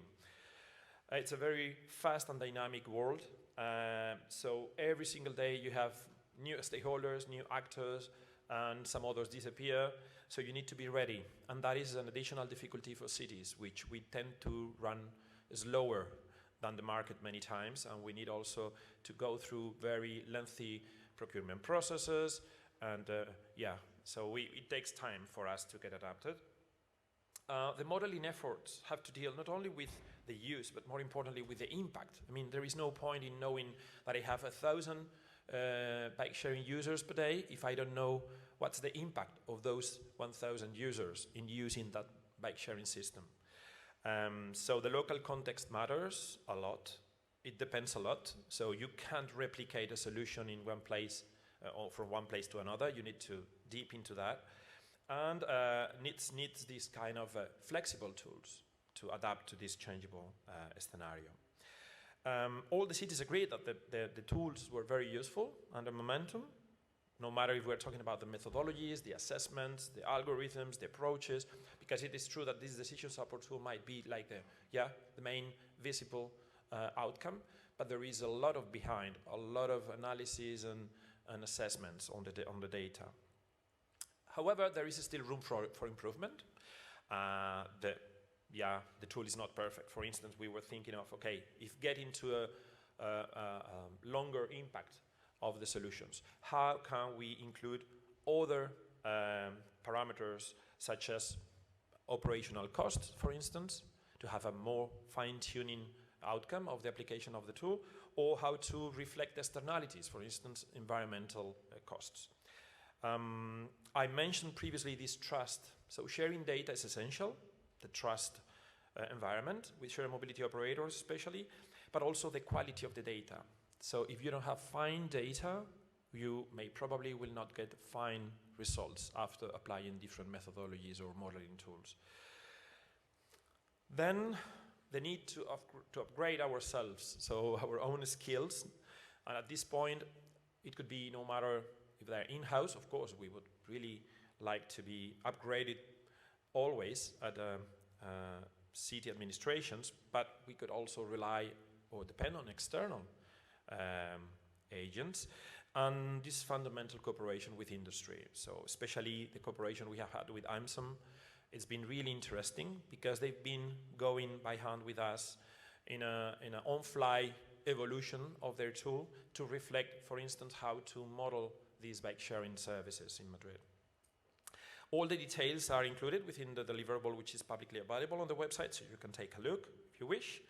And then getting to the end, the cross-cooperation. So the natural cooperation has been mostly with the, we could say, cluster sister projects under Civitas, so SUMP-PLUS, Sprout, Reveal, but also with others. We organized joint webinars with GECO and with Harmony, which you will know more just after my presentation, and also by, for instance, sharing the flow in different international events, such as the ITS World Congress in Hamburg in 2021, with the projects below, such as Coexist or Levitate, about automated vehicles.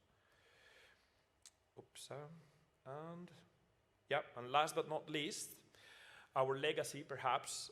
Momentum has provided input and content to the European SUMP guideline on resilient and robust urban mobility, based on the achievements we have done after the assessment in Madrid. Some of the main outcomes, for instance, for us was that we got tangible results that demonstrate the complementarity of the bike sharing system with the regional train network and the subway network, especially when there are no direct trips by metro, or the complementarity with these regional trains, which is quite encouraging for us for this extension of the system. And that is more or less the summary of the project. Thank you.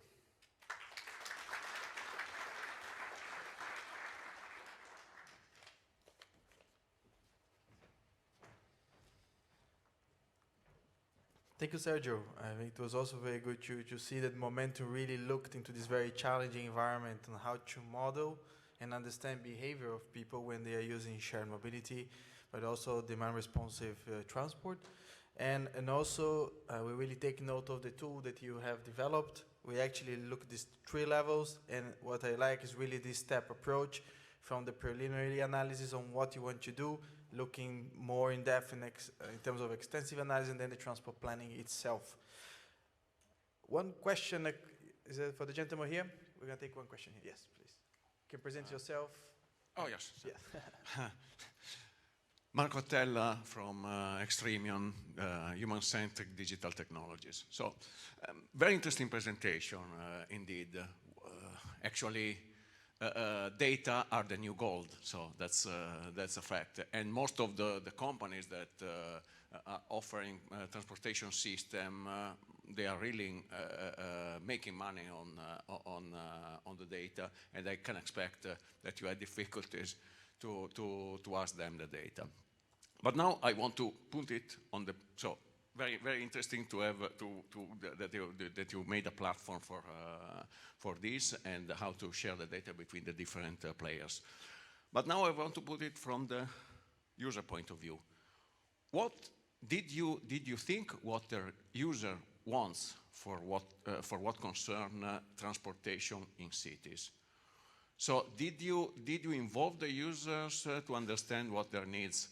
For instance, the users might have different needs also at different times. Sometimes they want to use public transportation because they want to walk. Maybe they want to use the transportation because they want to bring their bike. Maybe they want, sometimes they want to just go from A to B in the fastest possible way. The real issue that I think from the user perspective point of view is that there is still not anywhere a system which is helping us to do this. All this mobility as a service are, let's say, disconnected each other. So if I am in a city, I need to have 10 apps, 15 subscription to share bike sharing, two-wheelers, public transportation, and then. So did you ever think from this point of view? Yeah, indeed. I mean, I agree with your approach. Me as a user, as an employee of a public transport operator, and also working for a city. Talking specifically about Momentum, one of the stakeholders involved in the Madrid use case, for instance, is the one I know the best because I was directly involved, was the neighborhood association of this Valleca, this district, also the cyclist association in this area. So we were involved since the very beginning. And I do agree with you that there is this lack of integration. In order to solve this, for instance, EMT Madrid, we developed our own mobility as a service solution, which is available in the market. It's not the perfect one. We do agree about that because there is still a way ahead. But we try to cover that gap of lack of integration and lack of service to citizens. So publicly still, from our side, we got agreements with all the different private shared mobility operators. And we developed, starting in 2017, and the last, let's say, upgrade and the recent launch was in 2021, if I recall, Madrid Mobility 360. And this application, for instance, covers the whole spectrum, including the unlocking of bikes, or the booking of tickets, or the payment. Now we are working on bundling services to offer the best offer according to your use. So you don't have to kind of set in advance what type of ticket, but once a week or once a month, you get the best rate according to your mobility pattern. And it included, that's a development we did during the pandemic, also information about the occupancy level of the buses. So whenever you plan a trip, you get the information about what is the expected occupancy of the bus you want to take. If you don't want to ride on that bus, we offer an alternative route, or we provide information about the next bus after that one. You have color code. Well, I will not get into the details, but yes, I agree. There is kind of a diversity of apps in the market. There is this lack of integration. And from my own, and this is just my very, very own opinion, there is no yet a perfect solution. So we have still to work on that. Yeah. Thank you very much. So without further ado, we're going to move to the next presentation. And now we're going to look also from the transport modality, but also including spatial planning. And for that, I'd like to invite Angelo Martino from TRT Transporte Territorial, presenting the Harmony project.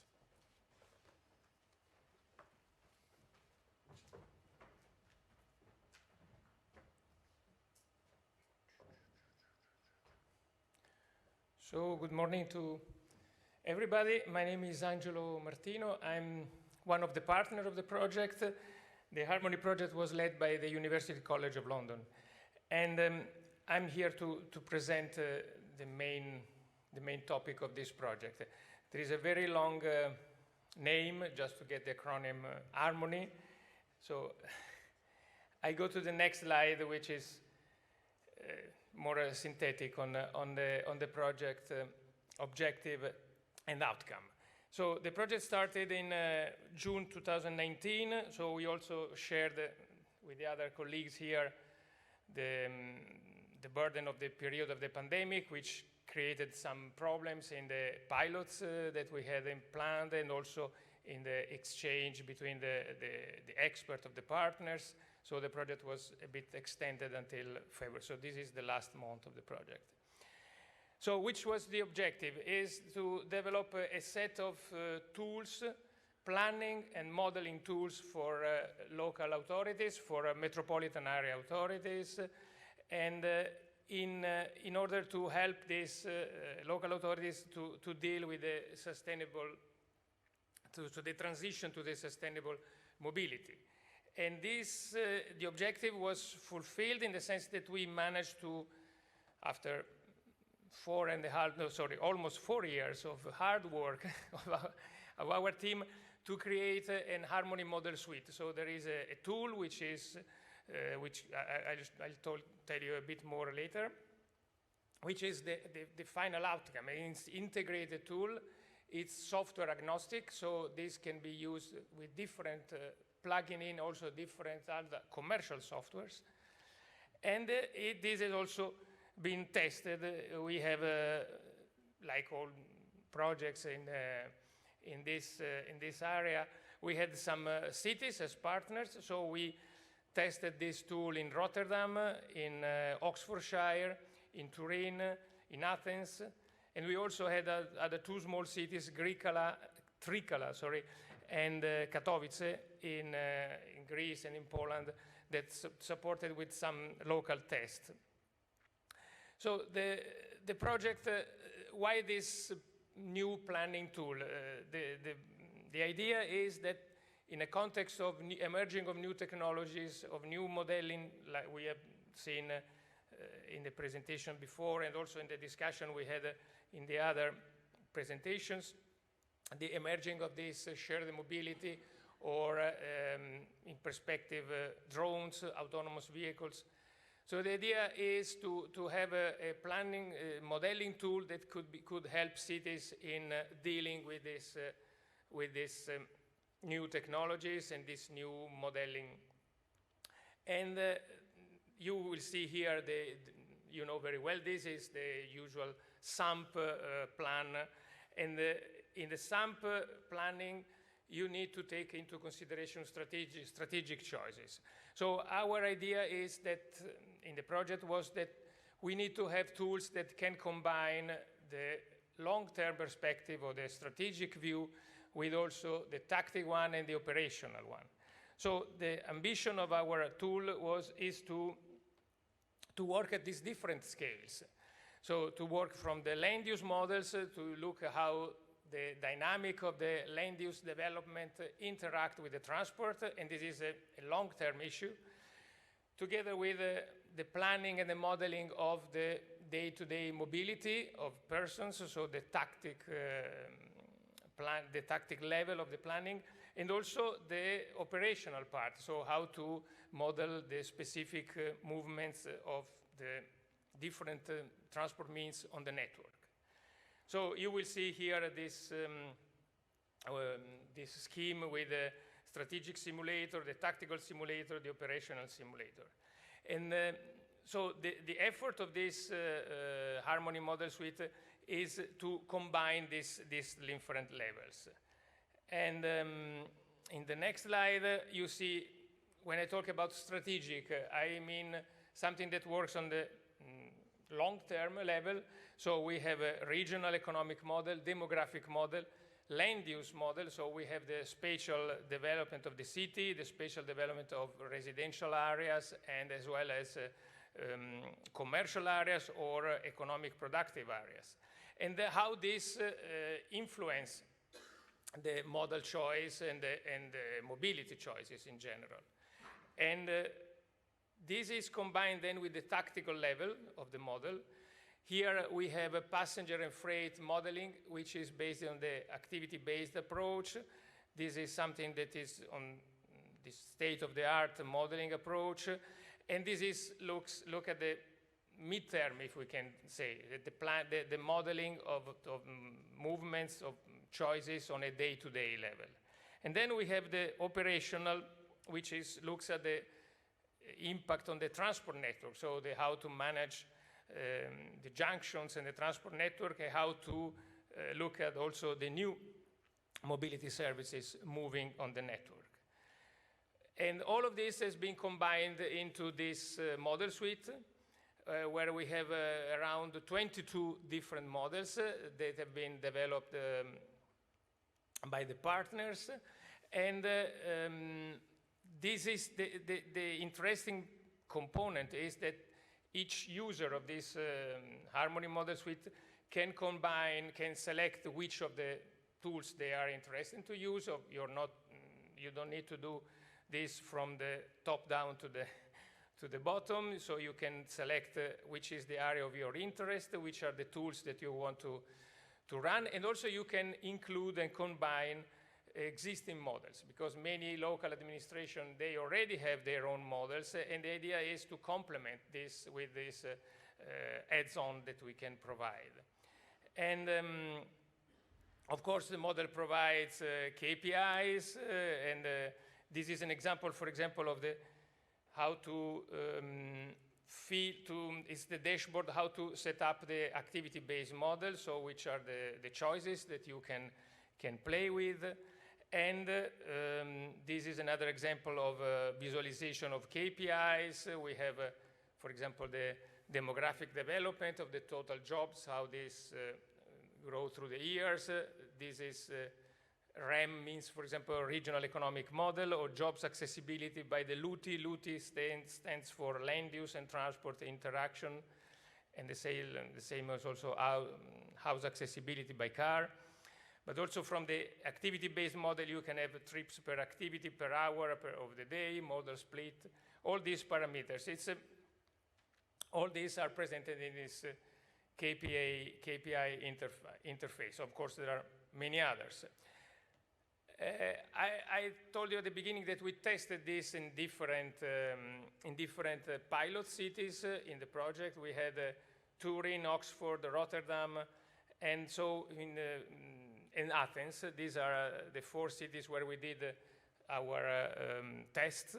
And in case of Turin, for example, just to give you an idea of the capability, so we decided to work on looking at the long-term impact of the land use development in the city, the introduction of the new, so the extension of the metropolitan area, sorry, the extension of the metro line, and the reorganization of the metropolitan rail system. And the model included not only Turin, but also the metropolitan area, which is the functional urban area. And we tested different use cases, so the inclusion of the MaaS, mobility as a service, because Turin is a city where there is a lot of investment in this sector. There are many, it's part of projects that are being funded also by the Italian government for the development of MaaS.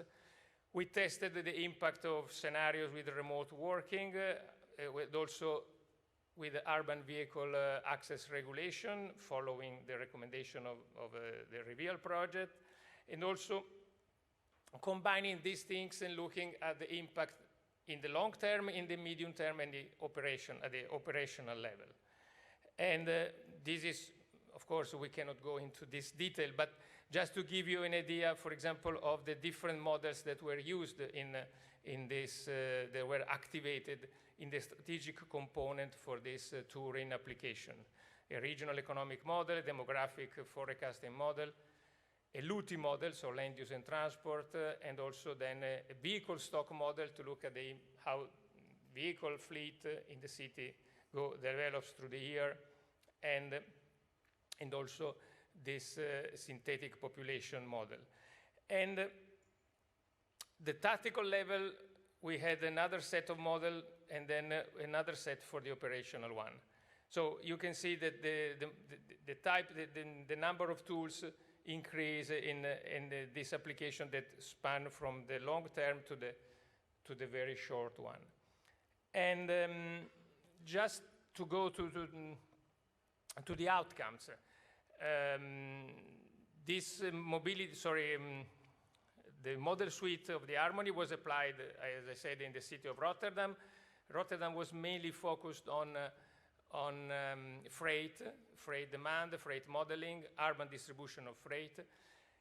In Oxfordshire, in Turin, and in Athens. In some of these cases, we also carried out surveys, mobility surveys. We developed, as part of the project, also an app to carry out the mobility survey using a mobile app, and this was quite complex task to accomplish, but we managed, and we have this. So we had this information on movements of persons in Turin that were derived from the application, and so this information was used to feed the activity-based model for the Harmony model suite. And we also, I didn't put this in the slide, I forgot, but we also did some on-site tests for drones for distribution of freight in Oxfordshire, and also a small autonomous robot for freight distribution in urban areas in Rotterdam. We took training courses in the universities, in Delft, the Technical University of Delft, which was one of the partners, at the University of Athens, at the University College of London, in the Barcelona University, and we also did some training in the cities, in Turin and Katowice. There is an Harmony guidelines for the use of modeling tools to support planning, sustainable mobility planning, and this is I think it's still not published. It's going to be published in the Civitas and the ELTIS platform. My last point is about the final event. The project is still running until the end of this month, so we will have a final event with a training course for this Harmony Model Suite and a one-day conference, and this will be in Barcelona next week, 22 to 24 of February. And my last slide is on the, let's say, 21 partners, the combination of universities, consultancies, and cities, metropolitan areas and cities that participated in the project.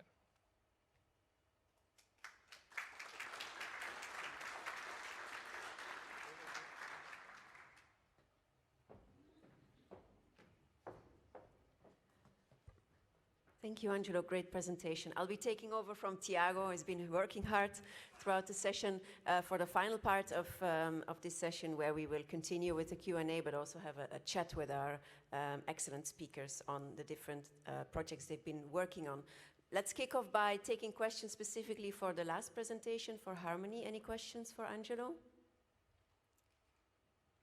Not at the moment. Then maybe two things that struck me in your presentation, Angelo.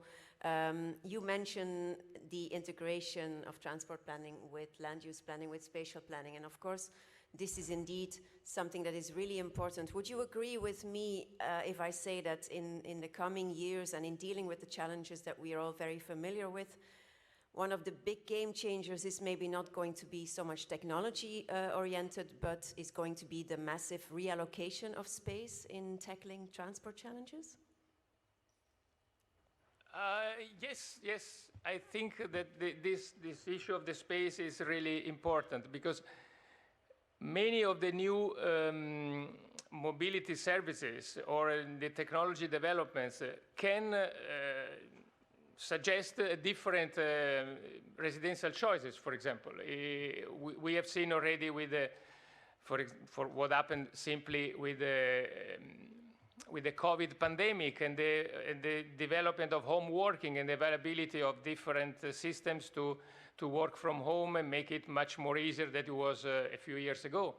But also this might happen with mobility, autonomous mobility. There is also the possibility for people to live more far away from the city and not caring much of the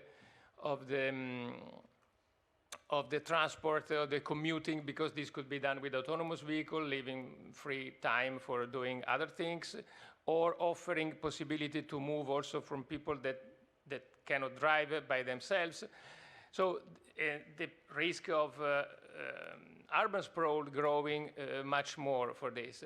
So I think the space is relevant, and also I think that other measures like what we have been discussing, or UVAR, for example, or in general, they have a component in the impact that can generate in the location choices. So I think that the possibility or to look at the more a longer term on what might happen, and so to try to use tools that can help in this process of having a longer view of the development of a metropolitan area, I think it's extremely important. Thank you. And the other thing that I wanted to pick up on in relation to your presentation relates to what you mentioned in terms of the interaction between freight and passenger mobility.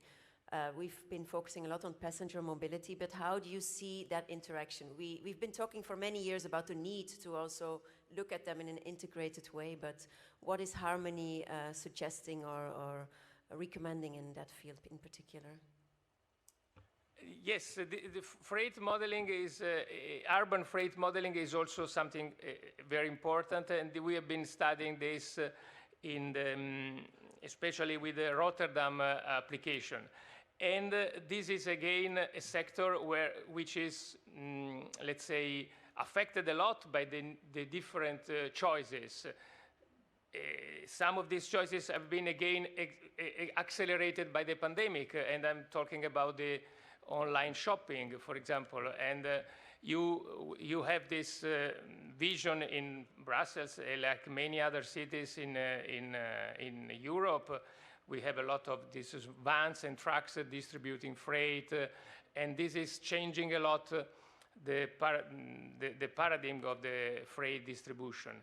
And on this matter, there is this need to integrate more and to look at how this can be managed in a sustainable way. What we tested in Harmony was also the possibility to use these small robots or this autonomous distribution, these lockers, to look at different, different solutions can help in making this online shopping and this urban freight distribution less a problem for urban authorities. Thank you, Angelo. And indeed, as Thiago also mentioned at the beginning, sustainable urban logistics plans are also important next to the sustainable urban mobility plans as we know them. So the floor is now open to questions to any of the presenters that you've heard. I know there were some questions from before that we didn't pick up yet, so I'll encourage those, if you remember that question, to come forward now. And there is our first question. Okay. Please introduce yourself as well. My name is Horst Flügel from AVL. I followed just the last session. The last presentation before was in the other session. However, I think my question to you would be this urban mobility.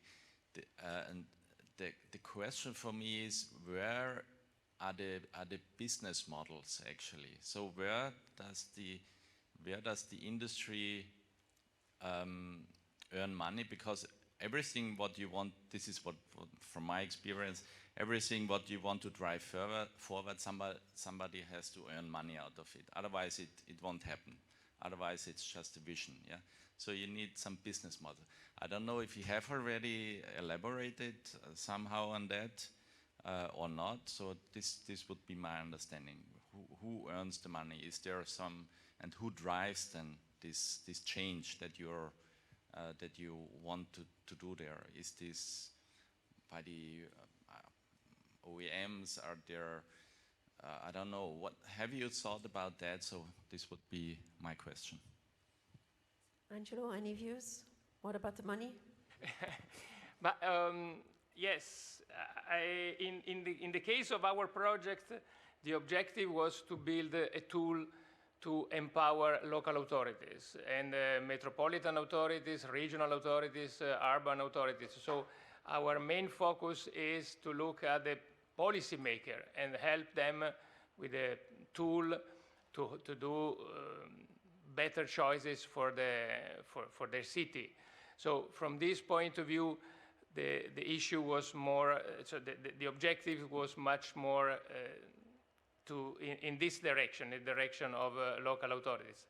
I fully understand that this point of the business model, and that I think that in this planning and looking at what could be the impact of different choices, this can also help to build more information for local authorities, and also to dialogate with private operators, or to help them to find, a better solution for their business. Charlotte, I remember that you mentioned in your presentation that you looked into business models as well. Is there something you can share from your project regarding this question? Yes, sure, Karen. And I think it also goes back to the question that was raised by Mehmet, I think, earlier on.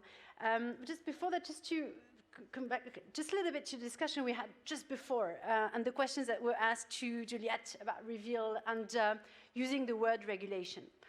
I think this is a key point, and maybe I'm going to take, my hat as a non-transport specialist originally. I come from public policy world and governance, and transport is a field that I've started working on 7 years ago. But the work that we've been doing, especially as part of the MORE project that we presented last year with my colleague Peter Jones, showed that if we stick to micromanaging the way we're going to address those long-term goals, then on the one hand, we may raise and think about acceptability short-term, get your politicians re-elected, do some short-term profit. I'm just talking a bit bluntly and very specifically, but we might not be able to solve the longer-term goal, which is on the one hand, we talked about carbon neutrality 2030, maybe 2050, that's one thing, but beyond that, there are the wider social impacts that we need to think about. So I think Juliette mentioned, there will be winners and losers, but there will be winners if we have better air quality, if we think about social and the health,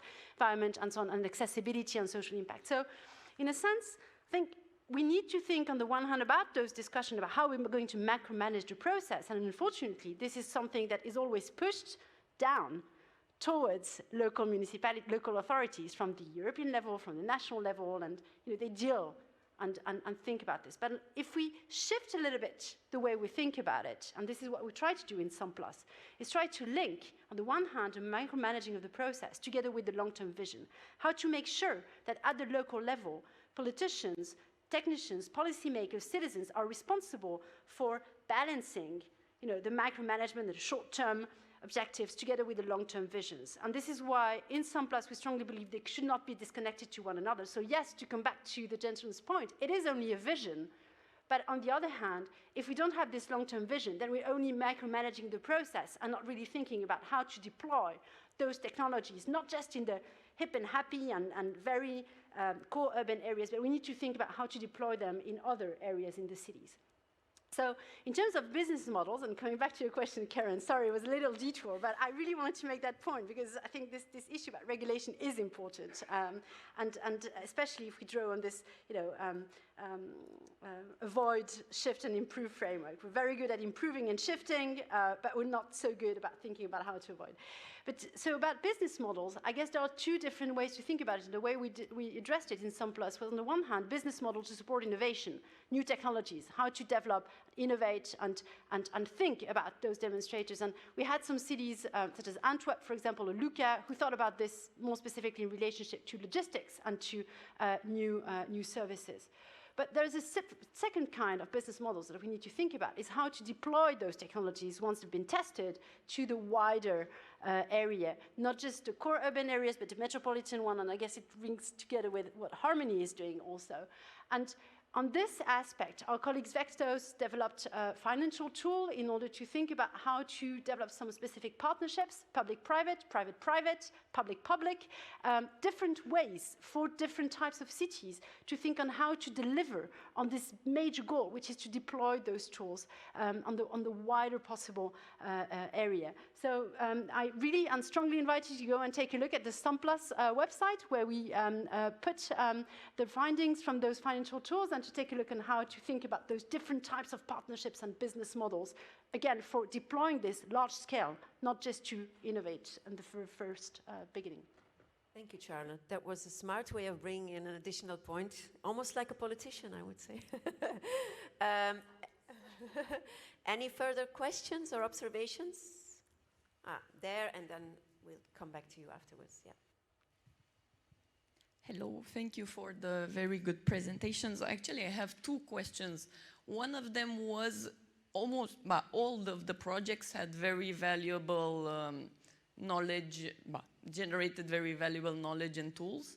And I'm just wondering, in general, it's not a question to one specific project actually, but I think in general the EU has a bit lacking there on how to make those tools available in an easy way for everyone, in the sense that if a city knows about a specific project, of course they can use the tools, but what if they've never heard about the project, then it would be might be harder for the city to know about this kind of strategies, about implementation and the tools and everything. And the second question was actually about the mention about the need for integrated multimodality, and that's a question about policy. If that's not maybe a domain where policy can step in to kind of, well, let's say incentivize, to use positive words, that everyone integrates and we have one platform where a normal user can go and not 10 million like we have right now. Thank you. Okay. About the first question. Have you ever heard of the POLIS network, which I happen to represent? It's one of the many instruments, networks, tools that are being used to make sure that the incredible outputs coming out of these projects also make it to the target group of cities and regions and related stakeholders, so that we don't have all these beautiful studies staying on a shelf or a virtual folder somewhere, but that indeed they are being picked up, that they're being rolled out, that they're being integrated as very valuable tools into the local policies. And that's really at the heart of what we do at POLIS and why we're also involved in many of these projects, because for the Commission, dissemination, exploitation and replication are indeed very, very important. Can you repeat your second?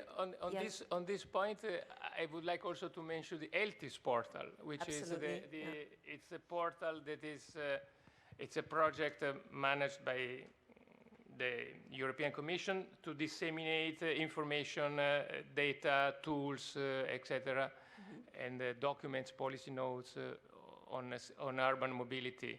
It's eltis.org. Yeah, no, absolutely. And the Civitas website, where many of these urban mobility projects come together, also has a tools inventory where all these different tools are collected and brought together.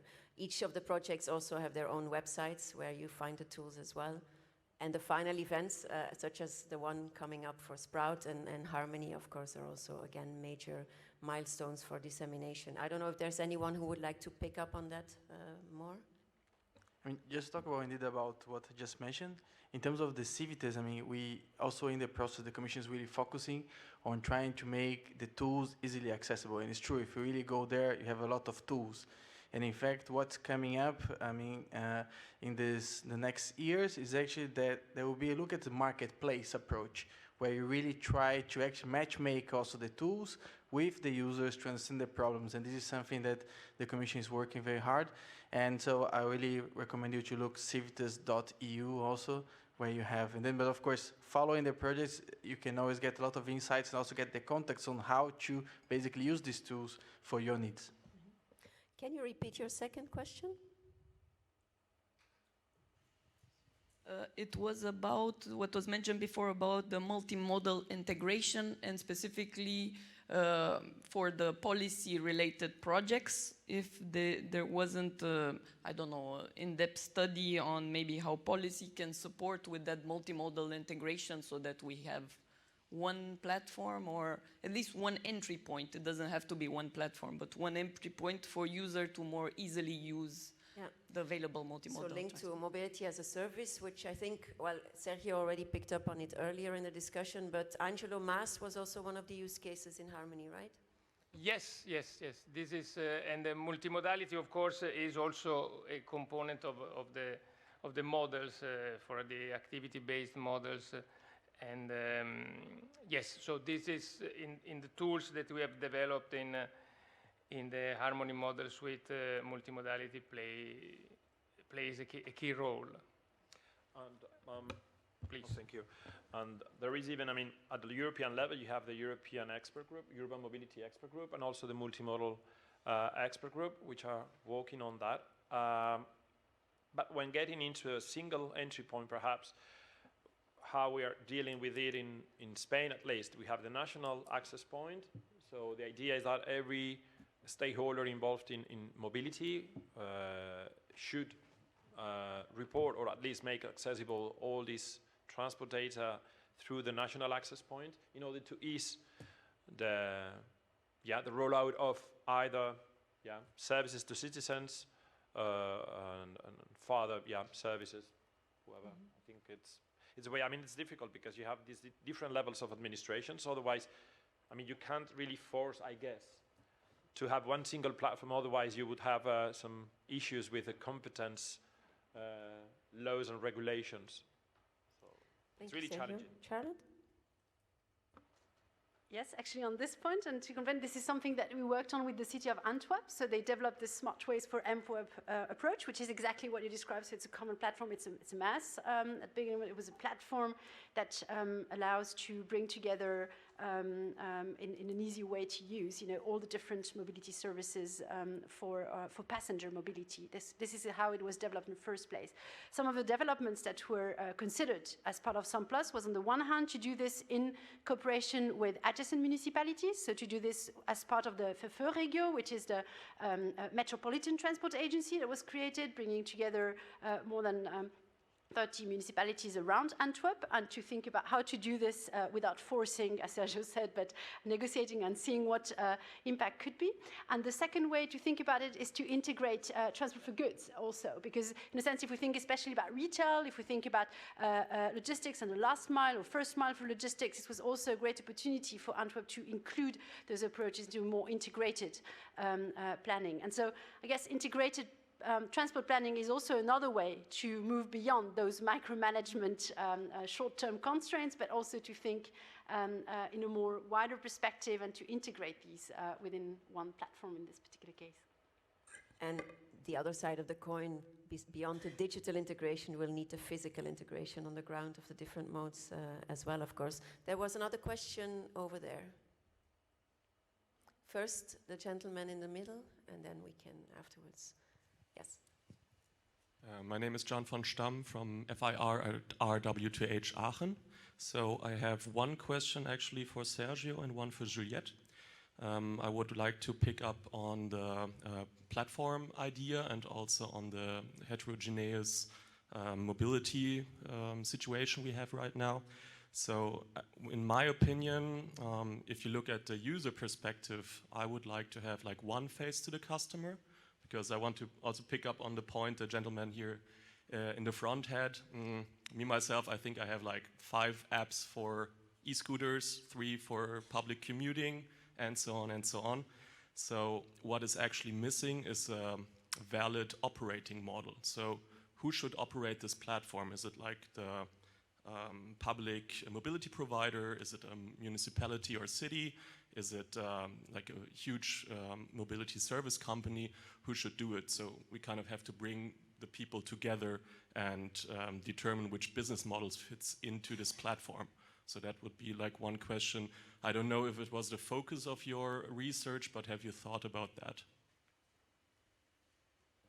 Well, that's a hot topic actually, because depending on the country or the authority or the local context, you may have different opinions. You may have a purely privately managed platform based on business agreements between operators. You may have a public authority steering and pushing as a kind of controller of the rules that are used within this ecosystem, or you may have a purely publicly managed platform. I wouldn't say there is a single recipe for all of that, because it's much based on the local context. And sometimes the public sector might not have enough strength or tools or resources to push it. So it really depends. Here we have colleagues of mine, we've been debating a lot about this. In our case, for instance, we are just a public transport operator in Madrid, but we've been a step ahead of the public transport authority. The ideal situation perhaps would be to have the public transport authority leading the process, setting clear rules to create this trust environment between unfair, of course, and transparent, which is also very important.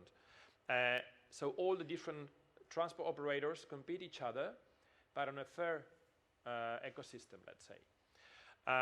But that was not happening, so we just took the lead. I don't know if maybe in a few years' time, the Public Transport Authority will take over our role. That would be something good. We are not doing it for the sake of business, because we are publicly owned. So our goal is to provide the best service to citizens and to contribute to city goals in terms of mobility, sustainable urban mobility. But it's a long debate, and unfortunately I cannot give you the magic recipe for that. I think you're very right, Sergio, in saying that there will be different models appearing, also depending on the level of existing integration and how strong or innovation ready a city or a public authority might be. But what is indeed instrumental and at the heart of discussion is how do we protect public policy goals in the rollout of mass, and how do we make sure that the right modes are being prioritized in such an integrated environment, being the most sustainable modes. You had a second question for Juliette? Right, I had a second question for Juliette. You talked about Ubers, and from my, let's say, subjective impression, a big problem is always that restrictions come before alternatives. So I'm from the city of Aachen, and I don't know if you've been there, but if you want to go there by car, it's absolute catastrophe at the moment. Of course, I know that Ubers are implemented for, let's say, greater goods, but without alternatives in place, it's a huge problem concerning the acceptance of users. So wait, my question was, have you thought about that in the roadmap, like to say, okay, implement alternatives first, then think about Ubers? So from what I've seen in cities, and particularly in the 6 pilot cities, is that it always starts at a very small scale. You don't do an Uber in the whole city. You always start with a neighborhood, a street, an area, and then you adapt. But I mean, I can't translate this expression in French, but it's a cake with so many layers. And in the perfect world, it would all happen at the same time. You would have more frequency of public transport. You would have micromobility that works, that's well integrated in the city, and you had Uber at the same time. But generally, if it's gradual, it should follow. And I also think it depends on the size of the city. Cities have different needs and capacities, but in the pilots, the reveal pilots, it wasn't really an issue because they invested a lot in the complementary measures. The complementary measures were essential to get buy-in. For example, Victoria Gasteiz was working, it wasn't just part of a reveal, but they used the reveal to push this on additional tram lines, electric buses. So it's complicated. It's a chicken and egg, but yeah, I don't have a clear answer. Thank you, Juliette. It's not an easy question. Yes. Yes, hello, I'm Ingrid Skogsmo from VTI in Sweden, and I'm also involved in the CCAM partnership, where we are now revising the strategic research and innovation agenda. So I'm curious to hear if there is a learning from this interesting panel, because we have heard an impressive amount of tools that have been presented, decision support tools. And when I hear tools, I think about toolboxes, and myself buying, when I need a screwdriver, for example, you can go to Bauhaus or Brick or King or whatever, and there are like specialist tools, screwdrivers for this, screwdrivers for that, different sizes, whatever. I feel here there's a tool for this with a certain set of cities and pilot cities and follower cities. Then there is another tool for another set of issues and cities. I'm wondering, because when you stand there at home and it leaks or you need a screwdriver, you grab the one that is there, even if it was bought in a supermarket.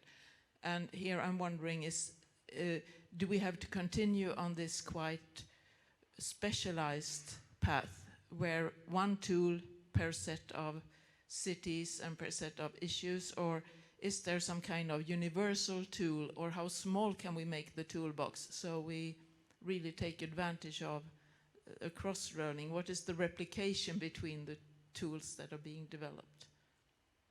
Who would like to pick up on that? It's very difficult to make a tool that works for everything. It's almost mission impossible. Now, what I can tell you from our effort in the Harmony project was to have which could be a proxy for something that works in different contexts. So to have a modular approach. So the tool that we have developed has different 3 main levels: strategic, tactical, and operational. And for each of these, you can activate or not some modules. So if you are interested in something specific, you activate this module or not. So this could be an approach to try to have something that can be adapted to the context, to the specific context you are dealing with. And I agree with you that having different tools might be confusing sometimes. And again, we can only address to the different, different websites, different publications that are available that can help you to select which is the most appropriate. So again, the POLIS, the website of ELTIS, or the website of Civitas, and the different policy notes. For example, there will be this one that will be released very soon, which is about the use of modeling tools for SUMPs, for sustainable urban mobility plans, which includes a number of recommendations which are the most appropriate tools for this. I don't know if this was enough for your question. Teresa? Thank you. If I can add something, I agree also the concern, and this was something that worried out us in a Sprout project, and this is why, because we focus on particular and specific mobility solutions, but we wanted to give some answers to the whole European community of cities in general. And this is why, starting from the pilots, we afterwards opened the validation to another layer of cities, so from 5 pilot cities up to 15 validation cities that validated the results, and then we opened the next layer of cities in order to validate all the results and the tools that we have produced in the project, up to 40, and afterwards we made public the results in order to also get more insights and more validation and more enrichment, trying to be more widely applicable, the solutions. And I know that this is the particular case of Sprout, but also in other projects that maybe don't have as many cities as we have. They also try to validate, also make public workshops, and they try to validate their tools as well. So this is a concern that we as researchers and European projects we all have, and try to do and to manage as best as we can. Charlotte, very briefly, because time's up. So no universal tool, I'm afraid. That's one thing. And the second thing, we also had similar concern in SUMP-PLUS, because we have 14 tools at the end of the project, and we thought it's a lot. But on the other hand, I think there are 2 conclusions with that. On the one hand, it's a way to tell, policymakers, technicians, politicians in the city, they can't just come with the answer, we don't know where to start, or we didn't know what tool to use. So here you have lots of different things they can try. So that's one thing. And on the second hand, I found that it was particularly interesting, especially in small-sized cities, for example, the case of Platanias. With those tools, it was a way to spark a conversation with those that were going to be in charge of either developing a SUMP, first time for a small city. In this case, also in other cities in SUMP-PLUS, it was a way to start and to spark a conversation about how to bring together mobility planning for passengers, for example, and that for logistics and freight on the other. So how do we organize this on a concrete basis for policymakers?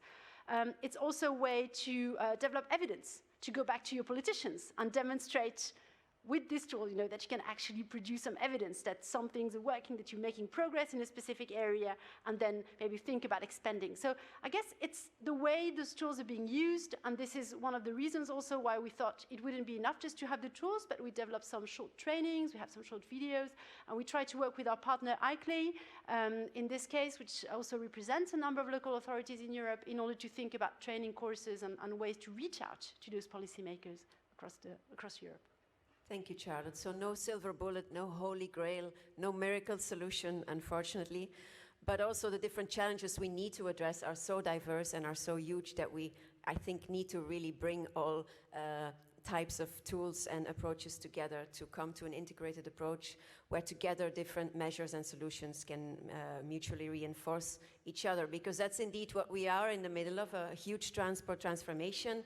And what I really liked about this session is that it was called city-led innovation, because we believe that indeed cities should be playing a very strong role when it comes to governing innovation and making it policy responsive on the one hand, but also recognizing at the same time that we need to innovate governance, that we need to upgrade and update our regulatory frameworks to become more agile and not just run behind reality, as Sergio was saying earlier. Something happens and then cities need to respond, so that we also need to become more proactive that way, but really be leaders as well, because depending on the way we regulate, it's a scary word, I know, but still depending on the way we govern, let's say, innovation, that innovation will also help us, will help us reach our policy goals, but it might also undermine our policy goals if we do not frame it in the right way. And I think that is precisely what these different projects have been trying to do, help cities take up that leading role to make sure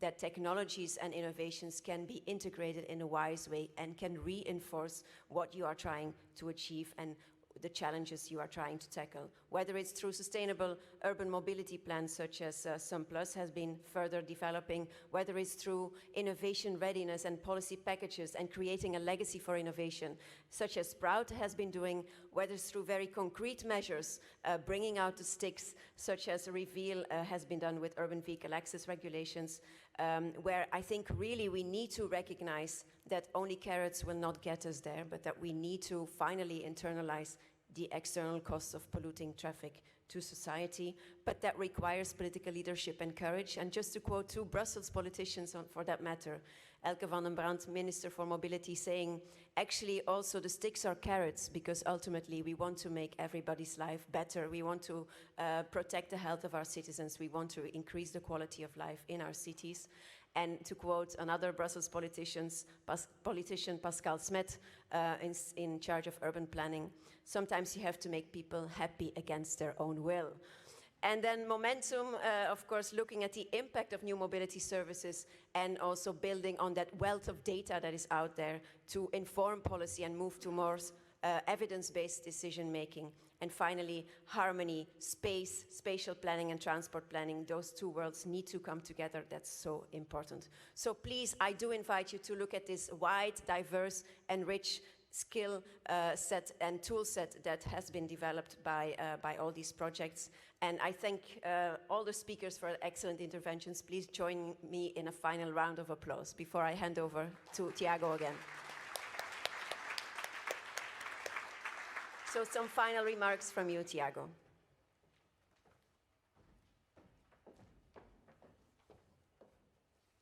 Thank you very much, Karen. I think everything has been very well said. Just some couple of announcements. I mean, I hope that these discussions also made you to be more interested, to be involved in some projects and also to learn more about the new projects coming. So just to remind you that Horizon Europe calls, the work program 2023-2024 have been published. And there are some calls open with deadlines in April and September. Please look there. And related to that, also keep in mind that in the exhibition area, we also have Horizon Europe projects coordinators. And there is a good information for you and a good opportunity for you to also meet them and to understand what they are doing, which projects are coming up. And this is also valid for the projects I've been presenting here, because this is a way also to keep your projects alive. Make sure that you do show what you have developed, and maybe also they can take up in their projects or actually create new projects. Next on the program will be lunch, so I guess a well-deserved lunch. Thank you very much also for the audience to very interesting questions and keep the session going well. And also at 2 o'clock, you're going to have driver behavior and acceptance of connected, cooperative, and automated transport in this Einstein room. Thank you very much.